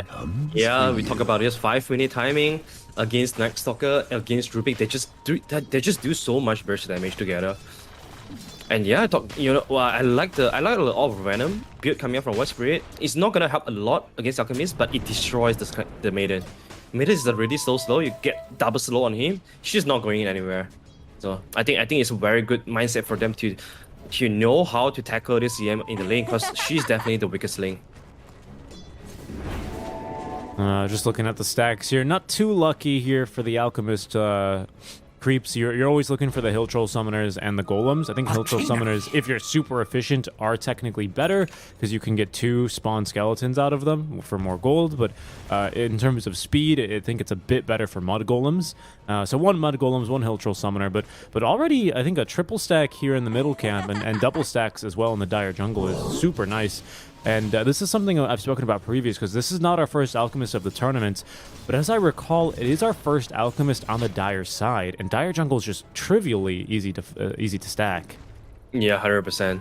And thankfully for them, they're playing against a Void Spirit off lane. So this year isn't the best year to push lanes. So this tower is gonna hold for a while. I suspect at one point they might want to bring the Razor to the top lane to kind of defend the tower a little bit, slow down the push from ESG here. Oh. As you can see, Alchemist is already running back to the tower. Yeah, Aframush is dead down bottom. They're going to use the Dark Ascension for the kill there. Hubby unfortunately cannot chase into the trees here for Funnick, but they have vision thanks to the outpost. Still chasing his Eggs. Can he get this kill? Not quite. Just too much, just too tanky here on the Night Stalker. Hubby's rotating around. Funnick is gonna just run right into him here. He's gonna actually kill him. Yeah, there's no battery salt. We don't have mana for it. Funnick, nicely done. Knew his strength and knew the weakness there of the Clockwork. And now X could be in trouble. Doesn't have mana for time lapse, but he does have enough for the Sakuchi, and he'll be able to leave. Yeah, that was a really good calculation by Funnick, knowing exactly how much he can go for. Top lane, though, RDO, a lot of trouble again. Will they have this kill? They got the percentage-based damage because the Arctic Burn, increased attack range. Second Astral Step there used, but RDO with a stick charge is going to keep alive. Noob as well with the rotation is good to go. And you know the worst part about that is that kill gave him level 6. He's going to activate Chemical Rage and just keep farming. It's like nothing ever happened. He's gonna stack for himself as well. You know, that's the exact reason why you always buy Infused Raindrop, so that you can always have the ability to turn around the plays. And Alchemist is now feeling really good going into jungle uncontested right now. He should be able to clear all the big juicy stacks for himself. Oh yeah, he's feeling amazing. Real quick, I'd like to point out, speaking of infused raindrop, Eggs has picked up the infused raindrops as well, but he's only down to the 1 charge left. He's going to be going into the Maelstrom, so he's going to have to be pretty careful, because pretty soon they're going to be able to burst through that last stack of the raindrops, and then he is very, very vulnerable to these kills. Yeah, because of his really rough start at the bottom side, normally we see Weaver, they want to go for at least like maybe Power Trash into Maelstrom, or even maybe just the Falcon Blade into Maelstrom, because all items are just way too good for it to have the transition into the Maelstrom. But Weaver, he needs to go for the straight Maelstrom this game. He doesn't have enough farm, so he does not afford to go for all these luxury small items. Yeah. They did actually. RDO was just watching him farm there. By the way, a stack of Mud Golems, fantastic. I mean, his farm is just exploding. Probably better to switch to Net Worth. Yeah, he's already 6k up. Funnick has finally found Hubby. He was running around a little bit. Probably ended up getting back to the tier 1 tower. But we'll continue watching Alchemist farm, because why not?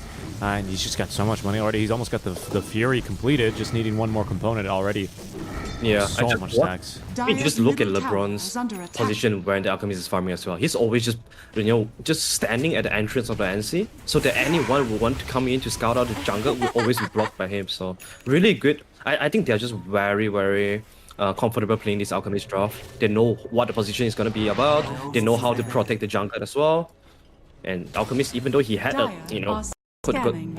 hard lane, still he's gonna Radiant's get like a bottom tower 10 and a is half under if you attack. Yeah, they're going to use Dark Ascension. Dog Easy, we got a little bit too aggressive here. Thought he'd be fine because he still had the Astral Stat, but they're going to pop the ulti and close the gap there with the Crippling Fear. Only level 1, still giving you that 4-second silence AoE.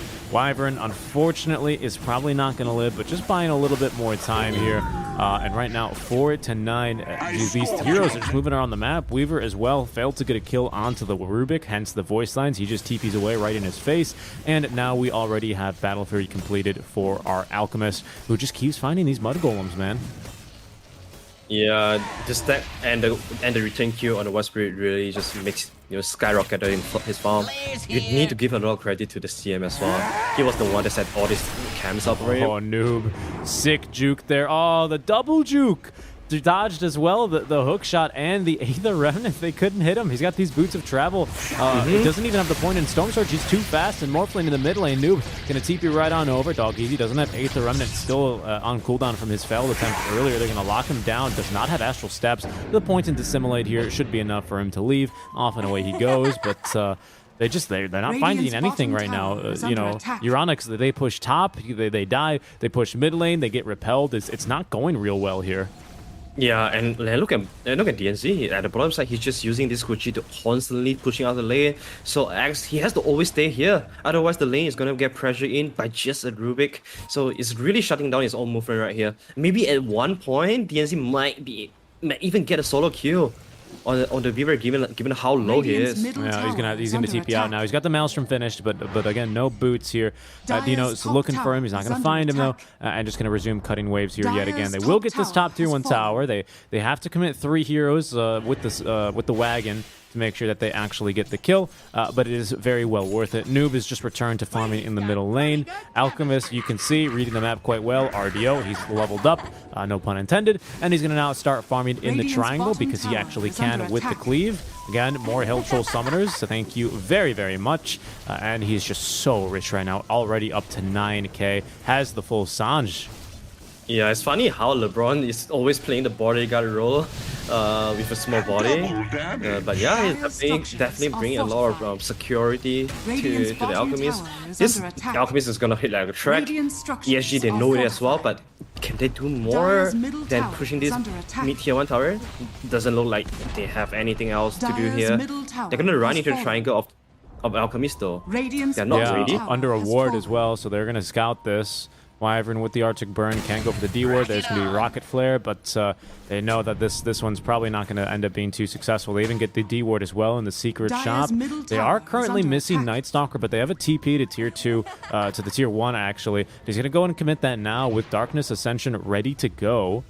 They've done well to just block a couple of the camps here, so there's nothing for RDO to farm in his own triangle, but they're going to smoke up and maybe look for a little bit of a brawl. Again, with Sange in hand and the ulti ready, this lifesteal is amped insanely. And they're going to go for the wraparound play as Dino is actually going to find the Void Spirit. The lockdown is there initially. Frostbite, though, not coming through from LeBron. He held on to it. Now he's going to commit onto the Wyvern, trying to stop that ulti from coming out. They've split nicely enough here. Aframush is not going to live very long after the Cold Embrace ends, and Noob is now just his 3rd kill. But it feels like a lot more here. He feels really good. Yeah, like the insane movement is giving him a lot right now. He's able to travel from one side to another side so fast, so he's gonna be able to save a lot of the TP usage as well, which is really important. He was queuing up an Atos just now, which I really like, but he's going back to SNY because he knows that his job is really to tank up all the spells coming out from the Radiant side so that his Alchemist get to pop off, which I really like as well. There's a lot of way of using Razor, and I feel like either going for SNY or the early BKB or use. Either way, if you position yourself nicely, Razor is a very strong hero. Yeah, for sure. RDO just making the best use of his time here. I do have to be.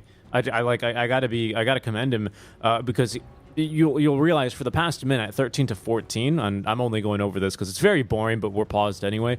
That from 13 to 14. Your Onyx, they did a really good move. I heard Suns fan, I think, really describe this quite accurately, or maybe it was Dakota. Talk about how when you invade the enemy side of the map, you need to be like the tides, right? You need to move in, and then take everything and then back out and then take everything on the way back out, if that makes sense. And that's what Euronics just did here.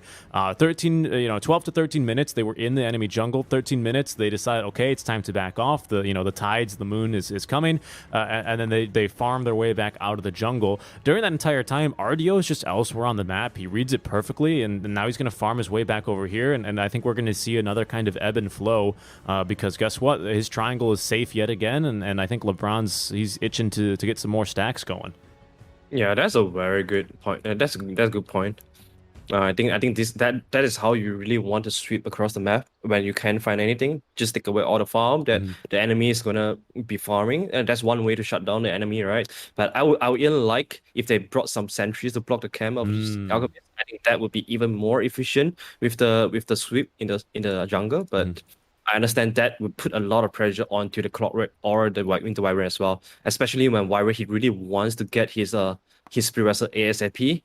But unfortunately, Clockwork not having too much gold to play with right now. Yeah, I could see that. I think there's a point to be made for saving on the regen, because obviously you're for saving on the sentries. Because if this is just like a Sven or anyone else but Alchemist, you're like, oh, it's okay. I'm wasting so much money for the support. We have a Weaver. That means that this support will not have like any dust, any sentries available for fights, and that is very valuable. However, because it's Alchemist and he gets so much extra gold from killing creeps, I don't really think that's an accurate assessment. So I think it's probably okay that they're not blocking camps here. I don't know, actually. I agree with you. I think it'd probably be nice to block at least one camp, maybe block one of these hard camps. But I mean, LeBron has just been on the money with these D wards already. Yeah, that's true. When you are running an Alchemist lineup, it gets rather easy for you to get the D-ward, because you know where are the ward spot the enemy is trying to get with hookshot. Ooh, move they found here. It is RDO. They might be able to blow through him just quickly enough. There's Fade Bolt. No telekinesis though. Unfortunately, that wasn't going to be in time, but how heavily will they have to pay for this? E-Blade completed to the Morphling, but that's not going to stop the Static Link from stealing his damage. He will be able to now wave him up to the high ground, but Tonic chasing right after him. Ooh, get the rune. Oh, Dino. They didn't pick up the bounty rune. Rig is going to be able to snatch that one away, but they will still claim his life in return. The 2-for-1 trade here for RDO to go down. It's a bit painful for RDO, because now he's got to get these Grievel's Greed stacks back up, and that's really the goal of stopping an Alchemist, because if you can kill him, that's fine, but if you just stop him from farming and reset those Grievel's Greed stacks, it's like, why did I even skill this ability? Wyvern is going to die. Phonic just knows how aggressive he can afford to be on this hero. He's going to go for one more with the waveform in on the Rubik. That's going to be a 2-man hookshot. Cogs, he's actually pushed them not into the tower, unfortunately, but now there's TPs coming. Noob is going to activate Eye of the Storm and scare off any reinforcements, and I think that will be that. Yeah, that's a really good usage of their first minion of the smoke. They instantly make pressure on the enemy jungle, forcing the entire Radiant side to react to them, so that, you know, who's the biggest winner is definitely the Alchemist. He's able to farm some creeps as well, and then when we are able to force the enemy team to react to you at their own jungle, that's the biggest, you know, that's the biggest way of utilizing the Alchemist farm. I like this a lot, and Alchemist is going for the AC next. Means that Roshan is gonna be very soon for the level up team. Yeah, that's a lot of minus armor, especially with the acid spray. Yeah, I like that you point that out, because with Phonic making this play, he forces, I think, 3 TPs down bottom, and now they're like, oh, they planted wards in our jungle, because naturally that's kind of what you expect, right? That's one thing I left out of the Tide ebb and flow, is when you go in at your peak, this is how you win pubs, by the way, like completely unironically, when you go in at the peak of your extension, place good wards down that allow you to come back and snipe kills. Like, that's huge. And I think that's why, like, it was weird Euronics decided not to do any of that. But look at LeBron. He's already got so many sentries up.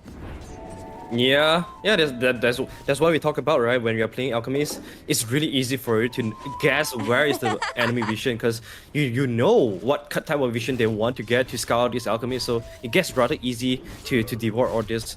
That's why Alchemist is so strong in this current meta, because everyone has this very distinct winning condition, and they just like LeBron. He's just completely following that winning condition right now. Yeah, he's now skilled the ult here at level 9. He's pretty happy now that he's maxed Frostbite. Has tossed his second points into the Nova and the Arcane Aura, and he's just farmed the mid-wave. Why not? This Arcana, for as useless as an ability the Freezing Field generally is, it is just the cutest darn thing when your wolf sits next to you and howls. It's not even a wolf. That's a doggo. Radiant's middle Alright, tower AC is up on Alchemist. Really fast timing. 80 minutes. Sench, AC, Fury. Wow, Dito, what a gamer! He breaks the smoke with the stolen Sakuchi and just ruins their day. Man, when we're first picking the Rubik that is a platinum level on Rubik into the Fever, like this is what a Rubik can do. There's so much potential for him to make plays with this Sakuchi. We have seen him using Sakuchi to initiate a mid lane. Now he's just using it to break the smoke. There's so much more that he could do with this.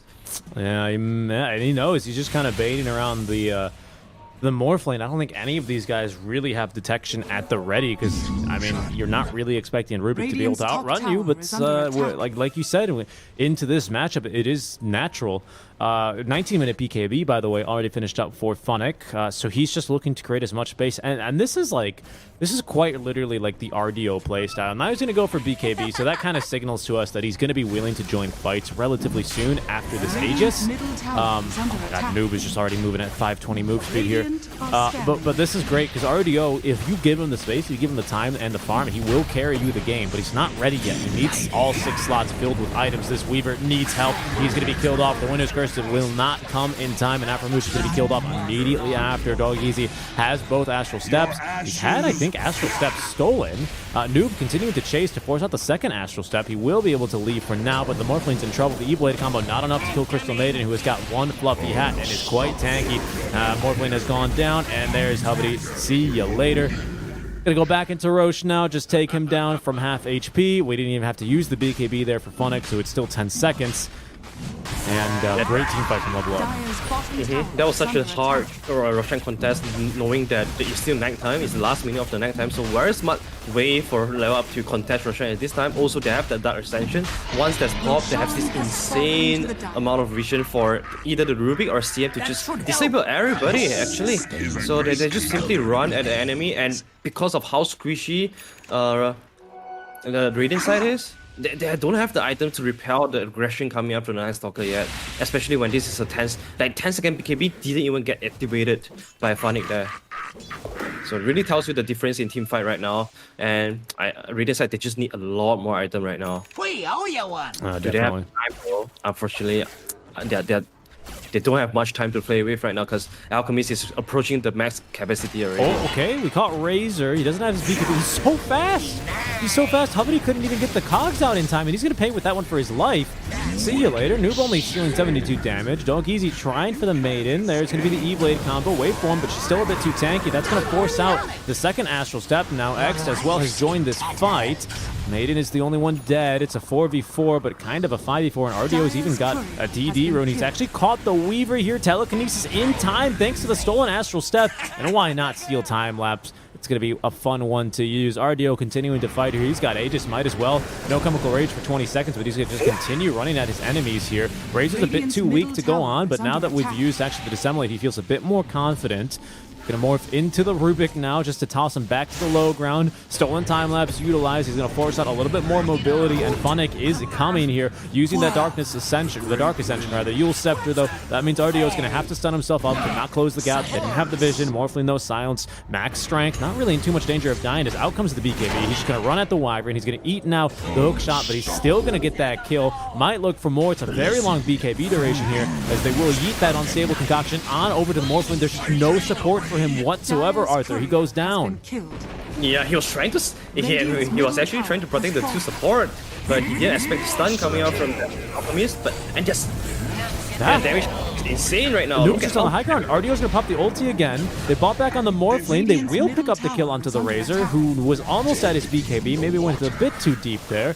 X has bought back, so as long as they don't give him anything else here, although they did just give him 700 gold, so it's kind of hard to say anything else when you have that much already. But Maiden might be pretty easy pickings here if Morph wants to. It's a bit scary, though, considering who they have behind. Nice job, Funnick, defending his cores. They will commit for this one. There's the telekinesis. They got him before he morphed, but it's okay. He had the time. He tried to turn there with the ulti. Oh, actually, never mind. That was not ulti there. Funnick actually out of mana. Might be in a bit of trouble. Afromush does tank him here with the Arctic Burn level 4. That percentage-based damage now on top of the vessel. They've got a kill. They're going to hold down RDO. And actually really good counter there by Euronics, making the best of what is a very bad situation for them. And they may not be done. Yeah, they're still going for more RDO. There's no chemical reach anymore. He's gonna fight though. I cannot believe that the chase actually worked out for them. Because it looks like such a dangerous chase, especially after the buyback from Morphling. But the kill on the Razor definitely paid out because he got like 730 gold out of it. So he's gonna be very near to his Skadi, which is gonna be really important. But still, not having BKB is always very dangerous against the Rubik and also the Night Stalker. So Night Stalker, especially right now, he has the dagger up already. So the back line of the Radiant side gotta be really careful here. They don't have any frost stuff available so far. No, the only use is on the Void Spirit. So Funny is going to have a really good time finding all this backline to pick up. Yeah, now they have to play super careful here because I think they've learned their lesson here. Noob has finished farming his BKB. RDO did not go for BKB, did he? I think he finished... Is it on the way? What did you do with all that gold instead? Oh, there it is. Okay, it was on the way. Or maybe I was just stupid and didn't see it. So triple BKB, two 10-second BKBs, and a 9-second BKB. Dino's going to go hunting. He's going to find the clockwork. He's just going to go instantly onto him. He's too important here. They got to take him down. The hook shot's going to miss. Morphling is just going to leave him for dead. Hubbity cannot even escape. But the Night Stalker, as well as actually Razor, jumping straight onto the Morphling underneath the tier 2 tower. BKB activated here by Razor. And Rigged, he just can't TP away. He's going to get the Cold Embrace at the very least, but it's not going to help him very much. Winter's Curse to zone out at least the enemies here. Rooted down now by the Maiden, popping the ulti, letting it go, and down goes the Morphling. That's a die back for him. Funnick now will use his 9-second BKB. See you later, Wyvern. Chasing after the Weaver. He can barely outrun them. It's incredible. Actually going to stay on the high ground, try and turn it and fight here. Needs to be careful though, because RDO's got vision of him. There's the sentry on the high ground as well. Rooted up. He barely gets off the time lapse. Might be able to escape, but Noob is going to go for more. Funnick as well, willing to chase, but just outside of sentry range. They have learned their lesson. This time around, though, no buyback out for Morphling to punish them, of course, because it's on a cooldown, and Aegis will be reclaimed. So 25 minutes in, 25k net with lead, and I would say level up. You know, they're a little bit of aggression from earlier. They've fully recovered from it. Yeah. They're not only that they are really rich in their disable, they are super fast as well. Just look at how fast they are just running down again. Just utilizing the power of the mobility of the dagger. Like this is the ultimate choke right now from level up. You cannot run away from them. Yeah, Dino nearly catching the Void Spirit there with the Stolen Remnant. Funnick a little bit too far. He's actually going to be punished for that. Noob as well didn't get a super long duration here on the Static Link. So he didn't steal much damage. RDO will actually get vision there of the Void Spirit to toss on over the Unstable Concoction. They're not going to be able to do much. They're going to try and punish here with the hook shot. But there's no TP for Clockwork. Okay, now he's... No, there's no TP. Okay, he TP'd finally to the tier 3 tower.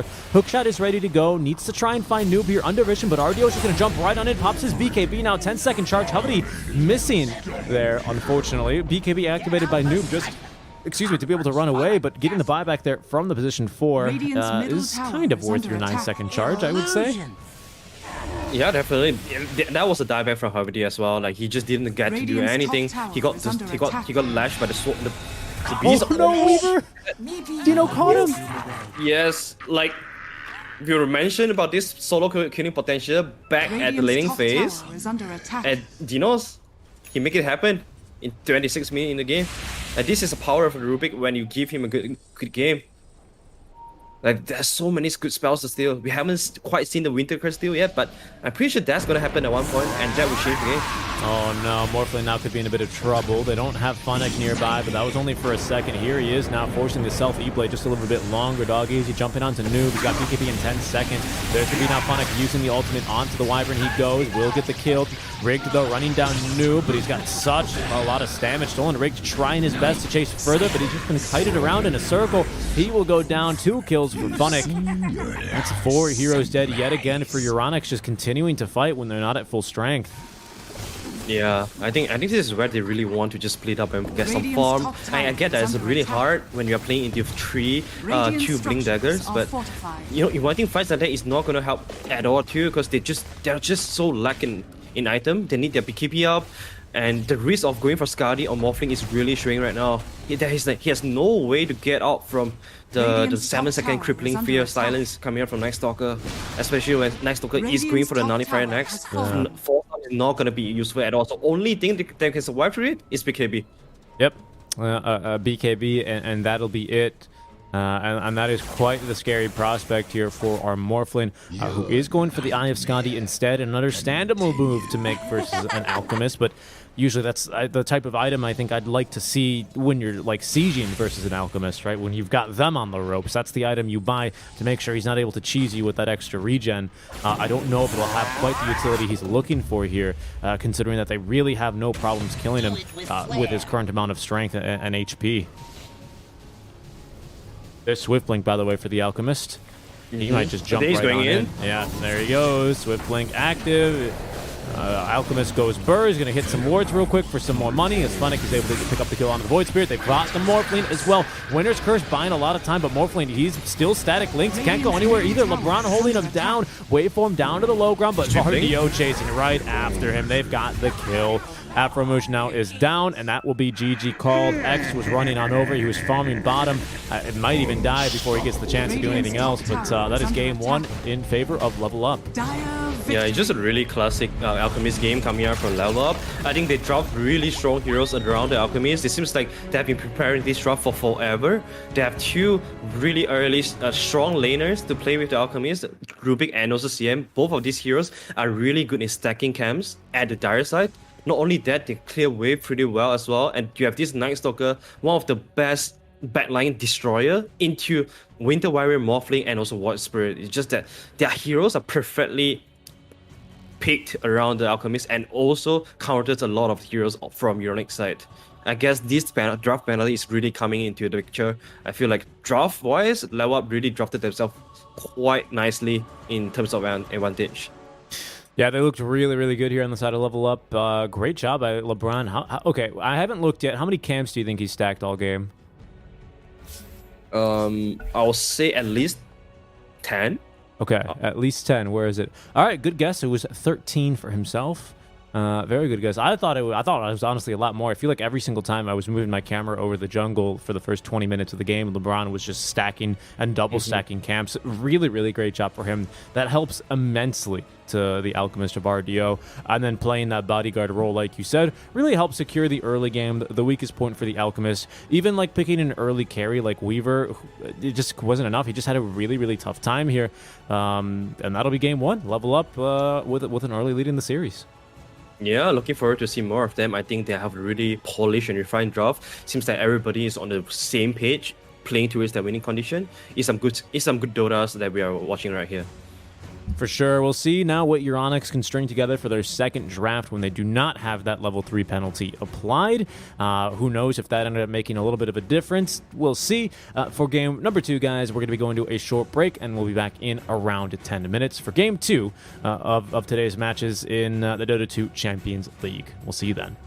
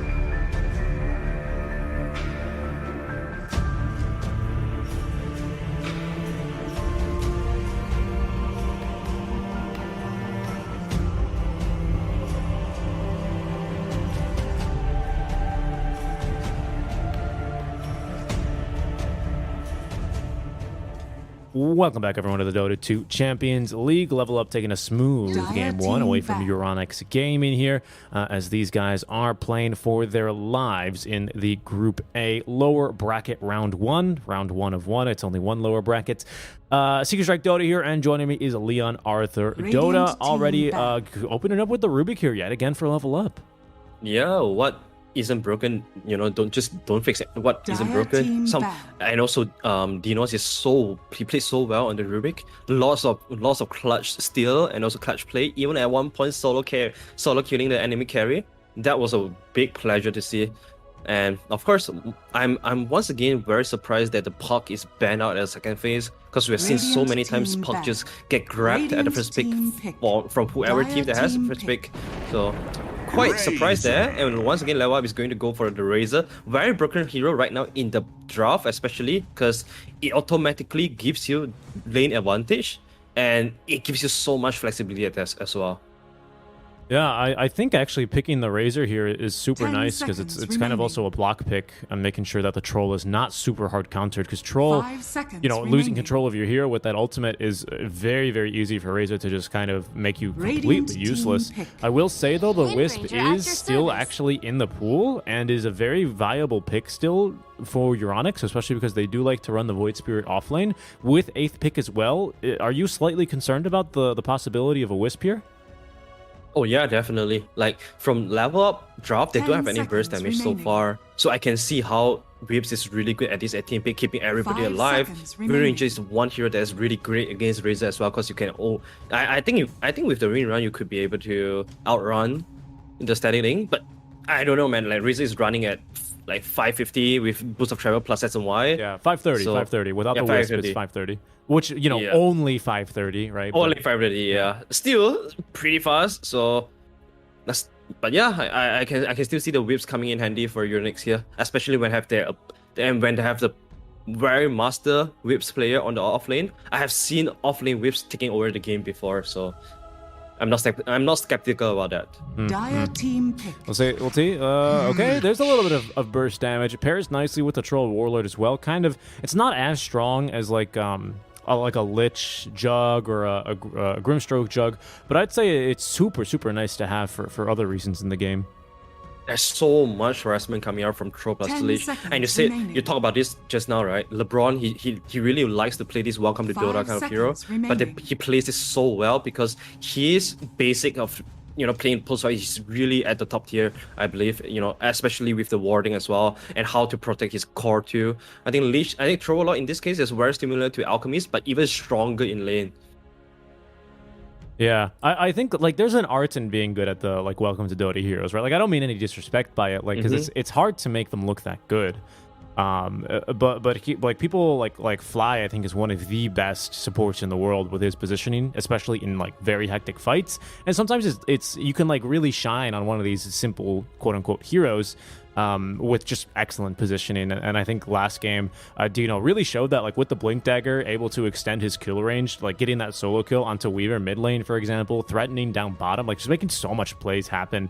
And same thing with Lich, I would say. I'm sure he'll prove he'll prove himself here relatively shortly as soon as we get underway.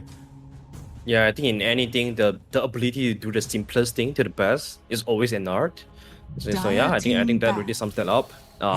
Weaver is gonna be the pick for Euronics once again. And this time around, seems like they really like that Weaver into Razor idea here. And on top of that, Weaver is fantastic in his throw too. Great ways to kite him, to constantly kite him. And he's a nature Skadi buyer too on the Weaver, which is gonna be really useful against the Troll a lot. So a lot of mobility coming out from Euronics hero. Whereas Level Up, they are slightly immobile with their heroes except for the Razor. Yeah, I would say the only thing I don't really like about the Weaver this game is that, yet again, you're going to give Dino the opportunity to steal Sakuchi, pretty much guaranteed, to be honest. And you have Lich as well, who has instant catch with the Sinister Gaze. That has no cast point. Kind of a weak skill for sure. But when you just need that little bit of instant, snappy sort of cast to stop Weaver when he's starting that time lapse, it could be super strong. Yeah, definitely. That's why SNY is a big item for Weaver here to grab. he has got to be careful about the Rubik stealing Shaker shot too. I think that could be 10 really detrimental to seconds the Weaver. But the thing about them is that 5 he has seconds What remaining. Spirit and Tusk to be the one going in first. So it's relatively easier for Weaver to play here. You just have to wait for What Spirit to Tusk to open up the vision, make sure the telekinesis and the Syndicate Gaze has already been committed, then go in to clean up on the backline heroes. I think that's gonna be the play for the Weaver here. They have also Wind Ranger, very good heroes to just run in and open vision to draw all the attention as well. We're really fast though for level up. I feel like it's a bit harder to kite out a troll and a razor given how fast this razor especially he is. If there's a lineup that's going to do it, it's probably these three are your best suited. Maybe Storm a little bit better than his brother Void. But I'd say the risk you run when you run this far is you really do leave your supports in the dust. So, you know, we've got some really great backline killers like this Void, like this Tusk you're mentioning. 10 seconds So remaining. we do have to be very careful here for level up, not to, you know, it's like a 5 rubber band, right? seconds You can only remaining. really stretch so far before you snap it, and you have to be careful because you need that support backline. Lich and Rubik here are so crucial for the catch that they offer because Troll and Razor have none of it. Yeah, that's very true. Well, Like right now, they Troll a little bit, but Razor nothing. But go on. Yeah, that's why I feel like Mars, Night Stalker, these are good heroes for a level up, so that you have the one guy to set the location for the fight, right? Especially if a Mars Radiant team arena there, back. everyone would be very clear. All right, we are just fighting around this arena. Night Stalker would be another hero again that's going to be really good for level up here against all the squishier hero on Euronic side. It's one hero that can run in together with the Razor as well. Also the protection for the two backline supports. So no matter what, I feel 10 like seconds remaining. level up, they need to get themselves a frontline hero for Dire Phonic here. team pick. And again, they'll have last pick, so they will be able to find this Gotcha pick for Phonic. And once again, I think Night Stalker is really, really good here. That's a very good ban on the Underlord. I think actually Underlord would have been the premier hero here. The Pit of Malice just completely screws over Windrunner, Weaver, and Void Spirit. 10 So I think, seconds yeah, Mars remaining. is probably your next best. I don't know anyone else who offers you the same amount of AoE 5 control seconds remaining. as these two Radiant heroes. team pick. Tidehunter, close there. Oh, but the deny Alright, pick, I Destination think. Mars. Yeah. That's really smart. Ban out the two very good crowd control hero, Tide and Underlord, and that's naturally the last one on the Mars. And Mars is really good against Razor or Troll too. Centaur. You may Okay. now I select was thinking they your were going to take a heroes. page out of the Beast Coast book and try something like a offlane disruptor, which like would have very much tickled my fancy, to be honest, this game. I think an offlane disruptor would have been sick, considering how powerful, like even just the kinetic field alone is. But I think the Centaur is just a bit better. Centaur, though, to me, I want to get your opinion on this. It feels like he's in a bit of a weird space because like it feels like Dota at its core, like I feel like the design philosophy for heroes is that like each hero is the best at doing one thing, right? And this is a Dota capitalist take, full disclosure. Centaur just kind of feels weak at he doesn't feel weak at anything really, but he doesn't also feel super strong at anything. Like it feels like if there's a hero like here, right? Exactly, this is a perfect example. It feels like you're picking Centaur because the better versions of what he does are banned out. Yeah, that is true. It feels bad to be the second choice, to be honest. That's why maybe why we don't see a lot of Centaur recently. Yeah, I definitely agree with you. I think in this case, it's exceptionally good though, because we are playing against the Wind Ranger and Beaver that's gonna be hitting you a lot. I think Retaliate is gonna actually return quite a good amount of damage back to the Wind Ranger and Beaver. Do you Another thing- consider going to Blade Mail to like up that damage, up the return? I don't think so, because I think the 2k gold can be invested into something else, like the halberd, or even the casual hood into a dagger would be really important as well, because they don't have the one guy to jump in right now to make something happen. But there's a lot of wave to playing Centaur right here. I'm just saying that you can be the initiator, you can also be the Prepare for ultimate aura buyer as well with the pipe Crimson Guard. That could actually mitigate a lot of damage coming out from Euronic side. Yeah, Crimson, great Crimson Gain. I agree. That's the thing. I feel like Blade Mail I feel like Centaur would be the best Blade Mail carrier in the game. Maybe, I don't know, but then Axe is better because he has a taunt. But anyway, Centaur would be like the second best Blade Mail carrier in the game, and I would say he probably is. Actually, Spectre's better, so maybe the third, but still, he's up there, right? If Blade Mail just wasn't that bad, Blade Mail just doesn't feel good right now. Yeah, like a second place TI cannot buy normal headset. Lol. But anyway,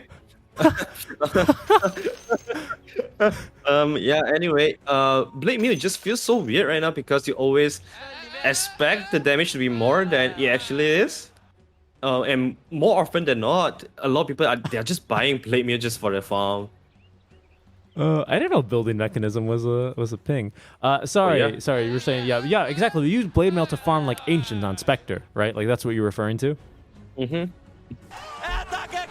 Second So place. yeah, I don't see people buying Blade Mail just to reflect the damage at much right now, unless it's like Amber versus Zeus scenario. Then you really want to get a Blade Mail. But even then, we don't see Amber Spade buy Blade Mail into Zeus anymore. So it really tells you a lot how bad the item is right now, and how much is he turning into a farming item. What a line! I love that. Second place TI can't buy a normal headset. What like a 30 seconds to battle. that was very funny. Sorry, that cracks me up. Of course, Funnick on the TI3 roster, as I recall correctly. I think. Yeah. Right. Sadly, that was TI3 though. If he was the second place runner-up, second place finisher at TI9, that would be completely different. Oh, great.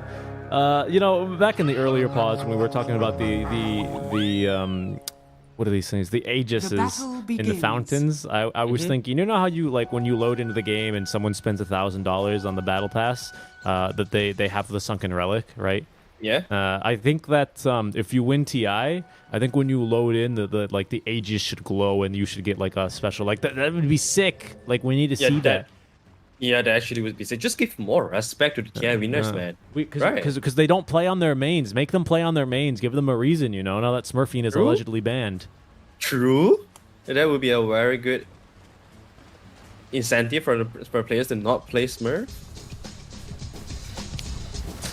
Do you think that's gonna affect in any way, like how professional players like practice and whatnot, like the fact that Smurfs are banned? Do you think that's like a detriment to you? Oh, Funnick, nice two-man stomp here. Good damage onto X actually. Wow. And once again, Beaver is not gonna have a fun time. And I like how they changed the lane up. You get Leech plus Centaur. There's so much killing power against this task. Normally, Tusk will want to come to your face and punch you a couple of times, but against the Leech, nah, you're not getting that. Yeah, but back to your point, I think Smurfs is really bad, especially at the lower bracket. Of course. You know, like the Archon Legend Asian bracket. But you know, for pros to be playing like let's say 20 Savage, you know, 11k player, he's playing on his Smurf, which is 7k to 8k. He's also playing at the highest level already. So I don't think Smurfs is actually really bad at those kind of scenarios. I get that. I mean, he just Smurfs, so what? He doesn't play against the same 5 people all the time, or just so he can practice? Okay. Because I definitely could see the need for that. Like, obviously, it's bad. Funnick is going to get the kill on the Hovey. Again, 2 really tough games to be playing a melee support that wants to get into the face and punch people. Clockwork in game number 1, and this time playing the Tusk. Yeah, really. Go ahead. Sorry. No, you're good, because I was going to go back to the original conversation, or the previous one. Yeah, I'm just saying, like, I just want to bring out how smart it is to actually change the lane up, because you have this Rubik plus throw lots of burst damage with the Fate Bolt plus the telekinesis. The ability to reposition the enemy back closer to the throw is really important. But most importantly, having Leech at the top lane completely secure the Centaur's lane. Yeah, this Weaver's not going to have a fun time. And we look at this. We've taken the second point in the Sinister Gaze here. So we'll see how this is going to be put to use. They're just not going to be able to make use of the tag team plus Geminate kind of combo they've drafted here. They're going to try for the skill into Funnick, and they may have it. Only Double Edge ready to go, and down he goes. Actually, funny enough, to the Geminate attack. So nicely done there. Yeah, LeBron got punished by not going for the first shoot. Like, he wanted to have more killing potential, that's why he went for the gaze. But knowing, still, I don't think Euronics know that, but they tried, and they just was very surprised that there wasn't a force shoot on the Centaur. Otherwise, he would have lived. That damage reduction, I believe it actually does stop, or it does work like percentage based with the tag team, does it not? Because it's physical applied Radiant from tag team. structures are fortified. Yeah, I think so. Isn't that like a super hard counter? I mean, I like the Sinister Gaze here personally, especially with sentries and having the vision potential for kills. But I definitely think it's kind of a bit of a mistake here. But only one death for Funnick. We'll see how it progresses from here. Yeah, it's still good. It's still good. Centaur, see, he has the Ring of Health now from the first kill, so that's the most important item for him to be able to withstand the aggression in this lane. So I think they're okay. One mistake wouldn't be changing the dynamic or the outcome of this lane, I think. Beaver is still struggling a lot. He's finally having the luxury to go for Falcon Blade this game compared to the last one. So he feels a little bit better than that. That's true. He's at least CS in 17-1 this time around compared to Phonic, who is going to be 15-0. Down bottom, I don't think this lane is going to like struggle actually at all. You know, you've got force movement here on the Mars with the spear to throw RDO around. You've got force movement as well for Dino to make sure he's never too good in a position. Top lane, or top bounty power rune rather, is going to spawn the DD for Rig, trying to close the gap. Nice power shot from the river there onto Aframush to snipe the kill onto Noob. Kill secured, and LeBron is going to be the next to go. Tried to trade away his life for Rig, but didn't have much of a chance there. Yeah, that's the power of the securing power rune. He got a DD really lucky, and two supports are coming in to secure the kills. Very good from downtown power shot coming up from Aframush there. We're using like What Spirit. He's suffering quite a decent amount against the Razor, but with this kill, he's completely back into the game. He's already level 5, he's already quarter into level 6, so he feels really good now. All the 11 denies on Razor does not mean anything right now. Now they are gonna get Mars down bottom. Actually, I was surprised. I thought top was gonna be the kill lane. X was taking a lot of harass here, but down bottom, Mars is gonna drop. Dio playing the Troll Warlord. It's one of the carries that I think he's a little bit experienced in for sure. Definitely not as much as his TB. Have they been banning like TB Medusa Arc Warden by the way against him? Not at all. They haven't been banning too much of RDO's hero. This is good though. But he needs to learn different heroes. So. honestly, because I think like when it really counts in like DPC, teams are, if they just doesn't expand the hero pool, they're gonna ban him out. That's what happened season 1. Oh, the top lane Beaver, nice save from Poverty. Yeah, on the snowball there, keeping his ally alive. But we're starting to see a pretty major CS lead start to form here, especially down bottom, where they will at least try and make that up with a kill onto Dino. RDO trying to fight through the Mars, but we'll back off now and just continue hitting creep underneath the tower. Yeah, that was a really good. There they go. Havadi's going to die yet again. LeBron trying to still trade away himself, and did at least get a Sinister Gaze off, but X now with the level 3 Sakuchi and the Falcon Blade freshly delivered. He's pretty tanky. He's got a lot of mana regen, and he's going to be pretty fine here. But already, wow, the Hooded Defiance is up already for Funnick. Yep, that was from the early kills on the Weaver. Weaver don't want to be hitting the Centaur too hard as well, because there's no point really hitting the Centaur. He has got really good health regen. Bottom side though, Mars is gonna die again to the Troll. Yeah, LeBron tried to TP mid for a kill. Unfortunately, they didn't have enough control. Can they get another kill here? Troll Warlord, RDO did not get shackled. Afro continuing to run. We've got 1, now 2, 3 fervor stacks, and that should be enough for the kill. Tier 1, you can pretty easily tank these early on. Stampede for top lane, because Havadi is chasing down Funnick, but the snowball fast enough. The shards are there. X now with the minus armor from the swarms got the kill. This is a very bloody game too. Yeah, it is true. It is true. A lot of action going on these side lanes. They're really just unleashing all the potential from the killing, from the killing potential. Razor, one death is still he didn't really quite establish the lane dominance here against the White Spirit. He's only 400 gold above the White Spirit, and his smoke though. If you look at Rick, he tried to snipe off the Razor that could be getting greedy in the jungle, but he's not going to find anyone. That's why he's moving all the way to the bottom side. RDO is pretty low for him to snipe off if he wants to. He's going to get a TP out from Noob. Bottle sip as well for RDO. That means it's go time. They want to continue trying, just making this Mars' game as hard as possible. Spear onto the Razor, but RDO using the ulti, looking for the root. He's not going to find one here, actually. Noob still trying to close the gap very fast. Should have nuked him enough there with the plasma fuel for the kill, but Rigged has rotated in. He sniped the kill instead onto Dino. That took just about all the mobility he has, though. Noob has recognized that. They've probably called it out. They have scouted Rigged, especially with that courier kill. Killing the courier of Dino, but he should be good to escape here. Yeah, this Mars versus throw a lot lane is going worse than I would think, because normally Mars is okay against throw because of all the spear you can throw. Oh, already this is a DD throw. Yeah, really good shards there. That was getting really scary because Noob and Dino were both coming, but he got the shards off in time. But you were saying? Yeah, like most of the Chinese Mars, especially that I've watched, they always like to take one ready point on the bulwark when they are playing against the throw a lot, because it just helps you so much in mitigating the casual harassment. It helps you stay in the lane a lot more. But Mars, dog easy. He wants the greedy way. He wants to be able to do more damage on this lane, but he's not gonna help him to survive the harassment from the throw a lot. And with this DD, Ruin RDO really milking as much as he can. But they're going to give him the buff here to get as far as possible. Noob's going to get the kill there. Rig needs to commit a little bit more mobility here to try and break the static link. A lot of damage stolen into the fear as well. Down he goes. Lovely trying to at least trade away Noob, but there's just too much damage stolen. Plus 48 alone is almost a DD Rune effectively for this Razor. And that is going to be another kill.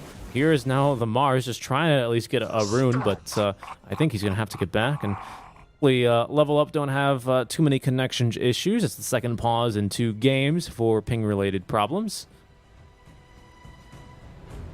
That was a really good aggression coming up from Level Up. I like how they always collapse their heroes together when they have good laying phase. They'll always be using their resources pretty well, and also this gives Razor a head start. A really good start for the boost of travel. He's very close to the boost of travel now, so we are gonna see the super speedy Razor coming into the play very soon. On the other side, you have Throw that is really rich as well. He's very close to the Battle Fury. I think he's 1 perseverance away, but this time around on Euronic side, they are glad for the Weaver to be able to be at least having a good lane this time. Already halfway towards the Maelstrom. That's going to help a lot in catching up to the Trovolot's farm later on.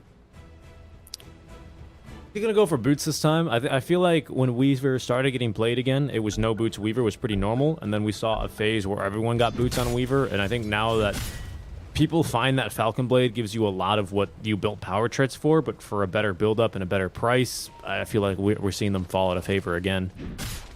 I feel like I think power threat on Weaver is stronger than ever right now, honestly, because of the speed change. Now that you can get so much more speed from the boots, and also stats and the casual attack speed is really amazing on Weaver as well. So I think most of the Weaver, they will go for Maelstrom and then they'll go back to power threat. I wonder if this is the case here for X. He's going on Phonic though. It's a lot of damage though. This is return already level 3, so 45 damage per hit. Of course, that does trigger off of Geminate attacks, and they actually have gone for more. How about he's going to take another death? Great Shackle though, out from 2, controlled as well, but unfortunately that's only a level 1 Shackle shot, but that's going to be enough to set up the arena. LeBron's going to go down, and they're going to catch RDO as Dino now and Noob are going to show up and continue fighting here. We've got an Arcane Rune. I have the Storm ready to go, so we might as well activate it. Another Plasma Field is coming. Big slow onto 3. Shackle's not going to lash. There's going to now be the Static Field. Oh no, actually, the Static Link is canceled almost instantly here.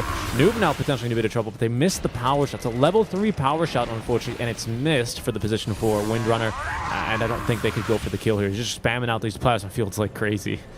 Yeah, Noob is just a little bit too fast for the Arena Ranger to power shot him. And LeBron is just doing all the basics right. Coming in, refilling the bottle, keeping Noob on the map. And with the Arcane Ring, he actually is he's back to full with this bottle refill. And top lane, they're making a move onto this top lane, utilizing the wagon. They want to push this tower. Funny is just trying to snipe with the Beaver. He's hoping the Beaver will switch it to him.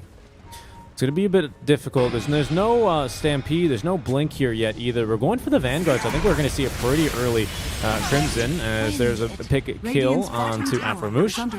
But they are going to take that time to TP. I think that was Weaver up there. He just TP's mid lane instead. Is going to keep working on the Mithril Hammer to get the Maelstrom up and running. This is the first steal of Suguchi on Rubik. Now he's going to make a lot of plays, especially when he can always leave one guy into the Centaur stun. That's going to be really crucial. And we talk about how Centaur really wants to be super tanky, be the aura machine. He has already completed both Vanguard and the Full Defiance. And that just justifies a lot why he went for a Retaliate. All he wants to do is sit in front of the tower and be the secondary tower. Be the secondary. No, you're very accurate with that, I think. Funnick is going to run in. He's 1v3 right now, has no one to TP to, but there comes now.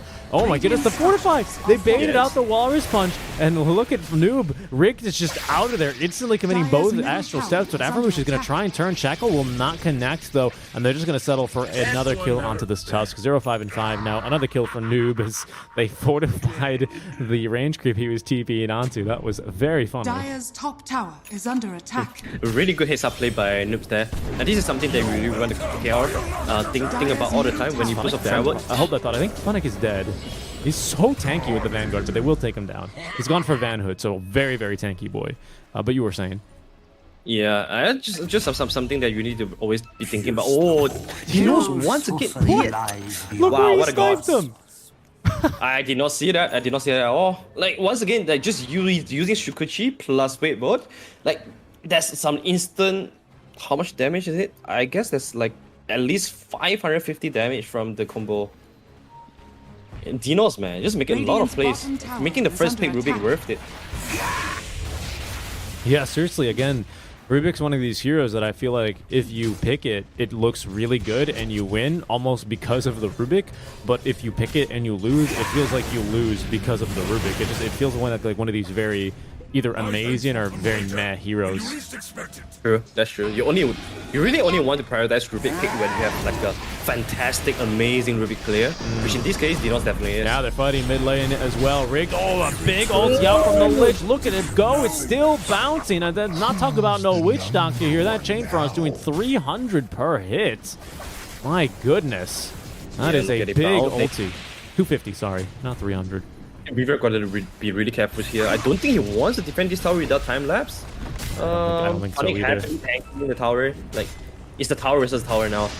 It is, yeah. We have Mars, Riverina up, but no Mars to cast it alive. Walrus Punch onto Funnick here as Noob just focusing onto the Windrunner. There's the double edge to get another kill here as at least X able to find one for his troubles. Out comes the arena now. That's going to be onto Dino. LeBron's going to be finished up in the meantime. Noob continuing to run. He's got another arm, by the way. And Dino's just going to be able to Sakuchi away. RDO now showing up casually to get the last hit on the tower. A true carry move to clean up after the fight is already done. Yeah, he is a... Oh, what a shot. Wow. All right, Dino immediately he goes, yeah, nice skill shot. I can do that too, and presses W and kills Afromush. No, but that was a really big kill compared to what DNC get there. 3-point player, man. He's a 3-point shooter there. Really on point. RDO just casually, like you said, showing up the mid lane, getting the last hit on the tower, and he's gonna go back to farming his Battlefield. He's a bit slower than I would have thought, though, given how good his early game was. But he's still gonna get the classic 15-minute Facebook 1 into Fury timing. It's still okay. Weaver, now he's really gonna outfarm the Weaver by a lot, so Weaver gotta be really careful with his timing joining the team fight, because if he dies accidentally, he's gonna be taken over by the troll by a lot more.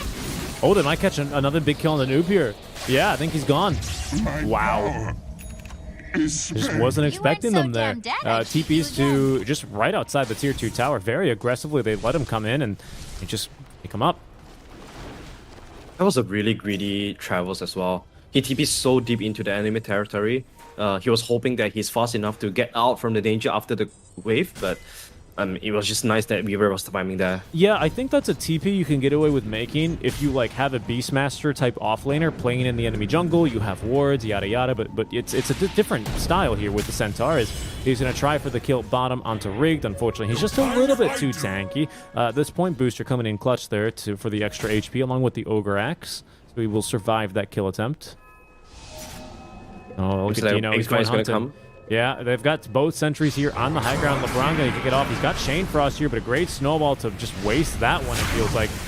Funnick, though, jumping onto the Mars. Dog Easy does have the arena. He's not going to get an opportunity to throw it down as Dino is going to pick up 2 with the stolen power shot. Just 1, sorry.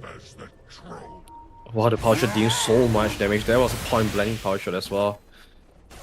Ooh, LeBron just sacrificing all his life for the wonderful team fight for his team. That was very well done by LeBron. He was sitting under the vision all the time, so that really baited Euronics to make a move on him. Use Scepter this time on Razor, so nothing like the S and Y straight after the boost of travel. This one already get used. Very good against heroes like Wind Ranger and also the Mars. Good saving abilities, also good disable to shut down the Wind Runner coming out from Wind Ranger too. Oh my He's going for... Sorry, Dino just almost 100-0 rigged. It felt like Dino's going to pay for this one, though.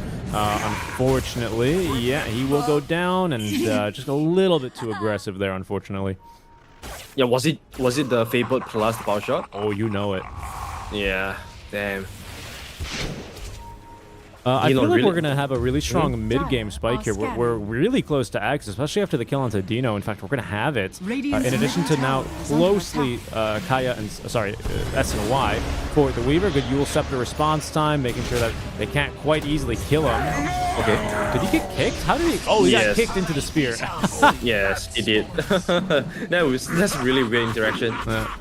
There's no trees here to shackle to after the arena has spawned in. The blink forward again from Doug Easy. RDO still holding onto the ulti. They didn't quite pin him, but the silence out from the Aghanim Scepter. That's the reveal we're looking for. Funnick with the stun now. Couldn't do that one before, as the Chain Frost will bounce around a couple of times here between the supports. They have gotten now at least the Weaver at Farmouche with another shackle shot. Not going to live for much longer.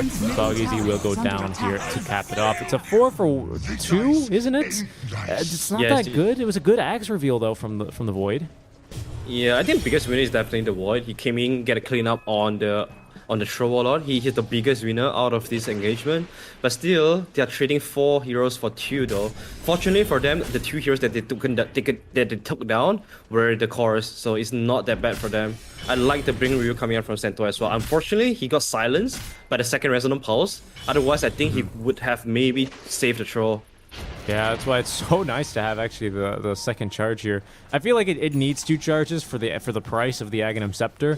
But it also just gives you a lot of ease of execution for getting pickoffs like that. Shackle does connect somehow onto the Razor. They can actually try for this one. In comes Funnick, though, to turn it around. Yule Scepter to keep Weaver bothered for a while. Snowball's going to chase Noob, but with the boots of travel, they can't quite catch up to him. Down goes the Windrunner. Dino is here as well, along with Funnick still, of course. Noob, well-risk punch this time, but it's not going to be enough damage. RDO is now here. We're fighting into 4 heroes here. We're not going to be able to get 2 heroes out of it by the end of the day, but RDO is he's okay. He's going to have a Yasha on the way, has dispatch of the Mars. Now Void Spirit in trouble, tries to put up the shield, but it's not going to bother him much, and Axe is going to be the last to drop. An interesting call out from the side of Euronics to get into like a decisive engagement there. Radiant's bottom Yeah, it looked really tower well is though, under because the attack. arena actually caught a lot of heroes off a live up. But unfortunately, they just got enough skills to bring down the 2 very tanky cores from level up. But Rionix only taken down the 2 tanky cores from level up. He did not have any more spells left for this troll warlord that was saving battle trends all the time. And they're gonna convert this into Roshan. It's gonna be really easy for them. Euronics, their heroes are not fast enough to respond to contest for this Roshan. So RDO is gonna be holding Aegis, just gonna casually walk through all the outer towers and pick them down one by one now. That should help. The big Aegis here for them, right at the 20-minute mark. They're going to get 2 bounties for it. Funnick, oh my goodness. I mean, Sanjay, this makes sense, of course. Centaur is quite literally based off of strength. They made return back to the old one. So it no longer has that active component, and so it's good. Crimson Guard here. Oh, he's not going for Sanjay anymore, is he? He's going to finish the Crimson Guard. Okay, Yeah, he good. is. I think he should finish the Crimson Guard. I think it's got way too much value this game. Yeah, also protects also synergizes very well with the Frost Shield and protects the backline too. I like this a lot. Oh, he's gonna be the one breaking smoke. Yeah, not bad here. He's so tanky. He's barely taking 100 HP for damage. And finally, they'll get through the shield. Look, he's tanky. He just tanked the whole thing. He's going to turn right around 30, regen a second. He's going to blow up the enemy offlaner. He's going to look for more, but he's just going to back up for now. As Noob now looking to close the gap on the hub, but he will just snipe him down with the whip. From behind is rigged. He was maybe hoping to try and go for a flanking play, but couldn't quite find one. The bullwhip as well. The silence play, the stun though in time. He's just going to blink right up to him, and the 1v1 on the clip. Dino's going to pull him back down to his death. And that is going to be 3 heroes for level up. You can see the line being drawn. They want to go to the bottom. Oh, Aframush does not have green run anymore. He's just going to fall here. Stolen shackle. Nice. Yep. Wow, Dinos is making so much play here. He's 10, 4, and an 18. That's insane. He has like the highest participation rate in his game, in his team right now. Like, you might not want to give this guy his Rubik anymore. Like, that was a first pick Rubik into nothing. It just tells you how comfortable he is with this hero. I feel like Rubik gets so much praise for the thing that Oracle does, and casters talk shit about. You know, it's not talk shit, you know, but like when we're like, oh, Oracle, stop stealing kills with Purified Flames. Rubik, yeah, Fadeable kills, you know, it's like, it's kind of the same thing. Yeah, you gotta stop discriminating the post 5, right? Give more love to post 5. Yeah, that's a good way. Yeah, exactly. Let Oracle take a couple of kills here and there. You know, he needs his items. He needs to buy Sentry, man. Yeah, it's expensive. Go for the Sentry. They're gonna get collapsed on here. This is a bad position for Euronyx to be in. Just enemies all around them. Hovity just doesn't know where to go. They're gonna have to abandon the Windrunner because she's the support after all. But Dogheezy, he's gonna go down now. Hovity, he's just rooted in place. Down he goes. I hear the Chain Frost bouncing around. It's not done much, but just 3 more kills. 3, 4, 5 going down respectively yet again here. Euronyx, they're trying to create space, but at this stage that they're just kind of feeding more and more kills as Dino is going to get caught there by the Aether Remnant.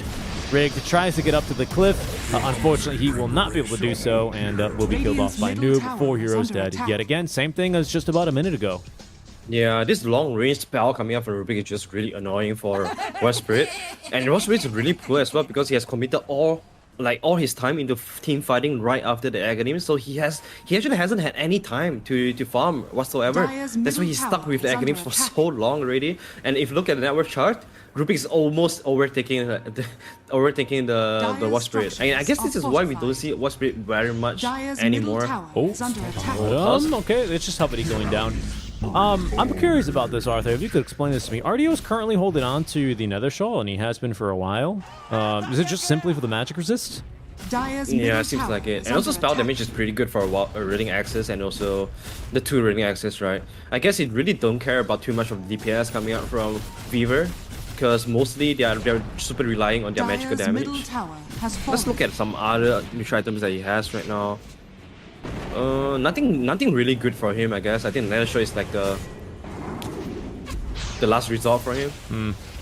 A little bit of. Normally you want to get the normally you want to get the Quicksilver Amulet, but it's just so damn good on Razor too. Oh yeah, he is now on 550. He is now on 550. Yes, he is, especially with an ability on cooldown, which is pretty much always here for a Razor, to be honest. That Plasma Field to farm, Eye of the Storm as well to farm. I feel like we see Eye of the Storm obviously in fights, but for the most part, Razor just wants to use it all the time because it just really helps him farm, really helps him push, really helps him fight. Like, it's just good all the time. True. The mana cost is not very high as well. 200, I guess, is okay especially when he has a use scepter. He doesn't really care about the mana cost. Exactly. Yeah, I think so. It's also one of the ways for him to farm for sure. Oh, big fight here. Oh, this time they get an MVP. Yeah, they get an MVP. They've taken him down, but will they still fight this? Noob, okay, they're gonna find actually the Weaver. They can take him down first. Great silence though. Is gonna stop the Sinister Gaze. And LeBron punch to the moon. He's gonna buy back here. TP's coming into the outpost, but those are 6 and 7 second TPs respectively. Do they have more spells to fight? Noob with this BKB, as they've got the redhead, they've nuked her down. Now for the man with the purple hair, he's gone, Arthur. He's dead. Weaver is gonna live. Mars is gonna live, but wow, level up. They just knew they were strong. Went right back into that one. Yeah, just the two supporters from level up, they were really Radiant experienced as well. structures They are knew fortified. that they will be the biggest link for Uranic side to punish. That's why they both save buyback so that they can do this thing. Oh, the instant leap. Oh no, this time around there's no void spirit in time. He was TPing but couldn't get off the resonant pulse. We were just gonna buy back. RDO still in the base, held down now by the 8th Remnant and the Walrus Punch. The BKB in time though, and he's not gonna get pinned. Instead, he's gonna go right back onto the Mars. That is a dive, not a dieback for him, but that's just a regular death. We've got 3 buybacks though, 5 buybacks overall in this fight.